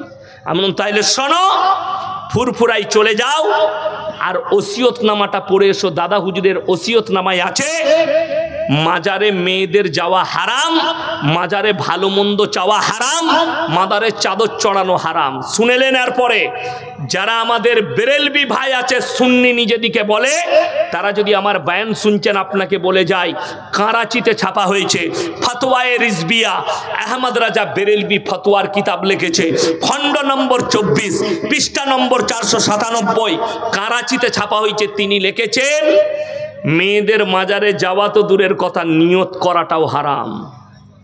এটা আমাদের কোনো মৌলবি লেখেনি, এটা খুদ আহমদ রাজা বেরেলবি লিখেছে। আপনারা বলুন ইসলাম মিথ্যার ওপরে টিকে আছে না সত্যর ওপরে? বাবা সত্যর ওপরে যদি হয়, হযরতে হোসেন রাদিয়াল্লাহু তাআলা তিনি কোথায় শহীদ হয়েছেন বাবা? কারবালায়। কারবালাটা কোথায়? কেশপুরে তো, তবে মুখবাসনে ইরাকে। হযরতে হোসেন শুয়ে আছেন, ইরাকের মাটিতে শহীদ হলেন। তার মঞ্জিল মাটি হচ্ছে কেশপুরে, তার মঞ্জিল মাটি হচ্ছে নেড়াদৌলে, তার মঞ্জিল মাটি হচ্ছে আপনার বর্ধমানে, তার মঞ্জিল মাটি হচ্ছে হাওড়ায়, তার মঞ্জিল মাটি খড়গপুরে, তার মঞ্জিল মাটি মেদিনীপুরে, তার মঞ্জিল মাটি। একটা মানুষের কতগুলো কবর হয়? কথাটা বুঝতে পেরেছেন না পারেননি? সবগুলো মিথ্যা না মিথ্যা লয়? এই মঞ্জিল মাটিগুলো মিথ্যা, একটাই আছে, সেটা হচ্ছে বাগদাদে। ইসলাম সত্যর উপরে টিকে আছে। চলুন, আমি যদি মিথ্যা বলে থাকি, 2 বছর আগে চন্দ্রকোনার পাশে শ্যামপুর না কি বলে একটা গ্রাম আছে, শ্যামনগর না কি এরকম একটা গ্রাম আছে, শ্রীনগর না না চন্দ্রকোনার কাছে, এই দিকে ঢুকে আমি গ্রামটায় জলসা করেছি। হ্যাঁ শ্যামগঞ্জ। আমি মুহররমের দিনে জলসা করেছি। রাত্রে বাড়ি ফিরছি, বর্ধমানে যখন ঢুকছি তখন রাত 1:30। হাই রোডের ওপরে গাড়ি অ্যাক্সিডেন্ট হয়ে আগুন ধরে গেছে। পুলিশে গাড়ি বললে যে আপনি ওই দিকে বেরিয়ে যান। টাউনের ভেতরে ঢুকেছি, আমার খুব রাত জাগা ছিল, ঘুমিয়ে গেছি। আমার ড্রাইভার ভুলবশত করজেন গেটের ভেতর দিয়ে ঢুকিয়ে দিয়েছে টাউনের ভেতরে। কিছু দূর গিয়ে গাড়ি দাঁড়িয়ে গেছে, আমাকে বলছে হুজুর উঠুন। আমি তুই এইদিকে কোন দিকে ঢুকিয়েছিস? সামনে মুসলিম যুবক আর যুবতীরা, ছেলে আর মেয়েরা, হাতে কলমা লেখা ঝান্ডা, আল্লাহর কসম করে বলছি মদ পান করে ড্যান্স করছে। কার মহব্বতে? হযরতে হোসেনের মহব্বতে। হযরতে হোসেনের মহব্বতে যদি মুসলমানকে মদ খেয়ে ড্যান্স করতে হয়, আল্লাহর কসম তোমার থেকে বেজাতি অনেক সম্মান করে। যারা মসজিদের সামনে দিয়ে পেরিয়ে গেলে জুতো খুলে পেরিয়ে যায়, তোমার মসজিদকে প্রণাম করে, সেই অমুসলিম ভাইরাও এদের থেকে ভালো, এদের থেকে বড় রসুলের দুশ্মন পৃথিবীতে আর কেউ নেই। হাওড়া জেলায় পাগনানে একজন ফুরফুরার হুজুর ছিল, আমি নাম করব না, চোখের সামনে ঈদে মিলাদুন নবীর জুলুসের নাম করে ডিজে বাজিয়ে মুসলিম যুবকরা অবাধে ড্যান্স করেছে। আমি হাওড়া জেলার পাগনানে জলসা করতে গেলাম 2 দিন পরে, আমি বলেছি জুলুস বার করা হারাম, আর কেশপুরের মাটিতেও বলে যাচ্ছি জুলুস বার করা হারাম। যদি বলেন হুজুর প্রমাণ দেন, প্রমাণ আমার কাছে দলিল নেই। আমাকে বলল একটা ছেলে দাঁড়িয়ে, হুজুর হাদিস কোরআনের দলিল দেন। আমি বললাম বাবা আমার কাছে দলিল নেই, তাইলে আপনি হারাম বলছেন কেন? আমি বললাম বসে যাও, উত্তর আমার কাছে আছে। আপনারা এতগুলো মানুষ আছেন, আমি তো এসে জামাত ধরতে পারি নাই, জামাতের পরে এসে আমি 2 রাকাত মুসাফিরের নামাজ পড়লাম। এসার ফরজ নামাজ ক রাকাত? 4 রাকাত। আমি যদি আজকে বলে যাই, এখানে এলান করে যাই, কাল থেকে 6 রাকাত পড়বে, আমার কাছে কি দলিল চাইবেন? চাইবেন না? চাইবেন না যে কোরআন হাদিসের দলিল দেন? কথা বলে না, দলিল চাইবেন। আর আমি যদি বলি পড়া যাবে না এরকম একটা দলিল দাও, এই মৌলবি কটা খুঁজে পাবে? এই যে জায়গাটায় জলসা হচ্ছে, যদি বলে এই জমিটা আমার বাপের, আপনারা কি চাইবেন? কথা বলে না, দলিল লাগবে। আর আমি যদি বলি আমার বাপের নয়, ওই দলিলটা দেখা, তা আমাকে পাগলখানায় ভরবেন না? ভরবেন না? মালতার ব্রেনটা চলে গেছে। দলিল তো যখন আমি বলছি জায়গা আমার, তা আমাকে দেখাতে হবে, ঠিক কি না? কথা বলে। তো তুমি যখন বলছো জুলুস বার করা যাবে, দলিল তোমাকে দিতে হবে, আমি দেব না। তুমি বলছো জায়গা আমার, যখন দলিল তুমি দিবে, নাই বলেই তো আমি বলেছি চলবে না। যদি কোনো মৌলবি প্রমাণ দেয়, আমি চ্যালেঞ্জ ছুড়ে গেলাম, সে যে দিকেরই মৌলবি হোক, দেওবন্দি হোক, বেরেলি হোক, আহলে হাদিস হোক, আর ফুরফুরা হোক, যদি প্রমাণ দিতে পারে নবীজি চলে যাওয়ার পরে 4 জন খলিফা নিজের জিন্দগিতে কেউ ঈদে মিলাদুন নবী পালন করেছেন, নবী দিবস পালন করেছেন, কেউ যদি প্রমাণ দিতে পারেন, তাবিনরা করেছেন, তাবিনরা করেছেন, 4 জন ইমাম তারা করেছেন, যদি প্রমাণ দিতে পারে, আমি মৌলবি শওকতের বেটার জীবনে আর বক্তব্য দেব না।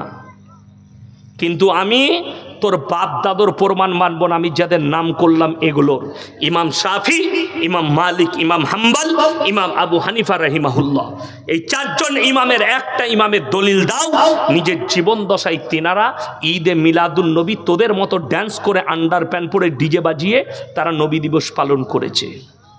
কষ্টের বিষয়, কোথাও খুঁজে পাবেন না। পেয়েছে কারা? নবীজি চলে যাওয়ার 700 বৎসর পরে এই জায়গায় এসছে, এই ঘটনা ঘটেছে। তার মানে নবীর জামানারই কোনো ঘটনা নয়। আল্লাহ নবী জানাবে মুহাম্মাদুর রাসূলুল্লাহ সকলে বলুন সাল্লাল্লাহু আলাইহি সাল্লাম। সাহাবীরা জিজ্ঞেস করলেন, ইয়া রাসূলুল্লাহ আপনি 12ই রবিউল আউয়াল কেন রোজা রাখেন? নবীজি বললেন, আল্লাহ রাব্বুল আলামিন আমাকে এই দিনে পাঠিয়েছেন বলে আমি রোজা রাখি। জোরে বলুন সুবহানাল্লাহ। আপনি যদি মনে করেন যে আমি জন্মদিন পালন করব না, কিন্তু আপনি শুকরিয়া স্বরূপ আল্লাহ আমাকে এই দিনে দুনিয়াতে পাঠিয়েছিল, আমি জন্ম নিয়েছিলাম মায়ের গর্ভ থেকে, সেই দিনে আল্লাহ শুকরানায় যদি আপনি রোজা রাখতে পারেন, আপনি নেকি পাবেন, কোনো অসুবিধা নাই। কিন্তু কেক কেটে ছেলের জন্মদিন পালন করা শরীয়ত সম্মত হারাম এবং ইহুদি নাসারাদের কালচার। আপনি রোজা রাখুন, সন্তানের জন্য রোজা রাখুন। আল্লাহ আমার সন্তানের হায়াতে বরকত দাও, আল্লাহ আমার সন্তানের ব্রেনে বুদ্ধিতে বরকত দাও। সকলকে অনুরোধ করে যাব, আমরা দিনের ওপরে প্রতিষ্ঠিত হব। জোরে বলুন ইনশাল্লাহ। লাস্ট কথা, আমরা উলামাদের সংস্পর্শে আসবো, জোরে বলুন ইনশাল্লাহুল আজিজ।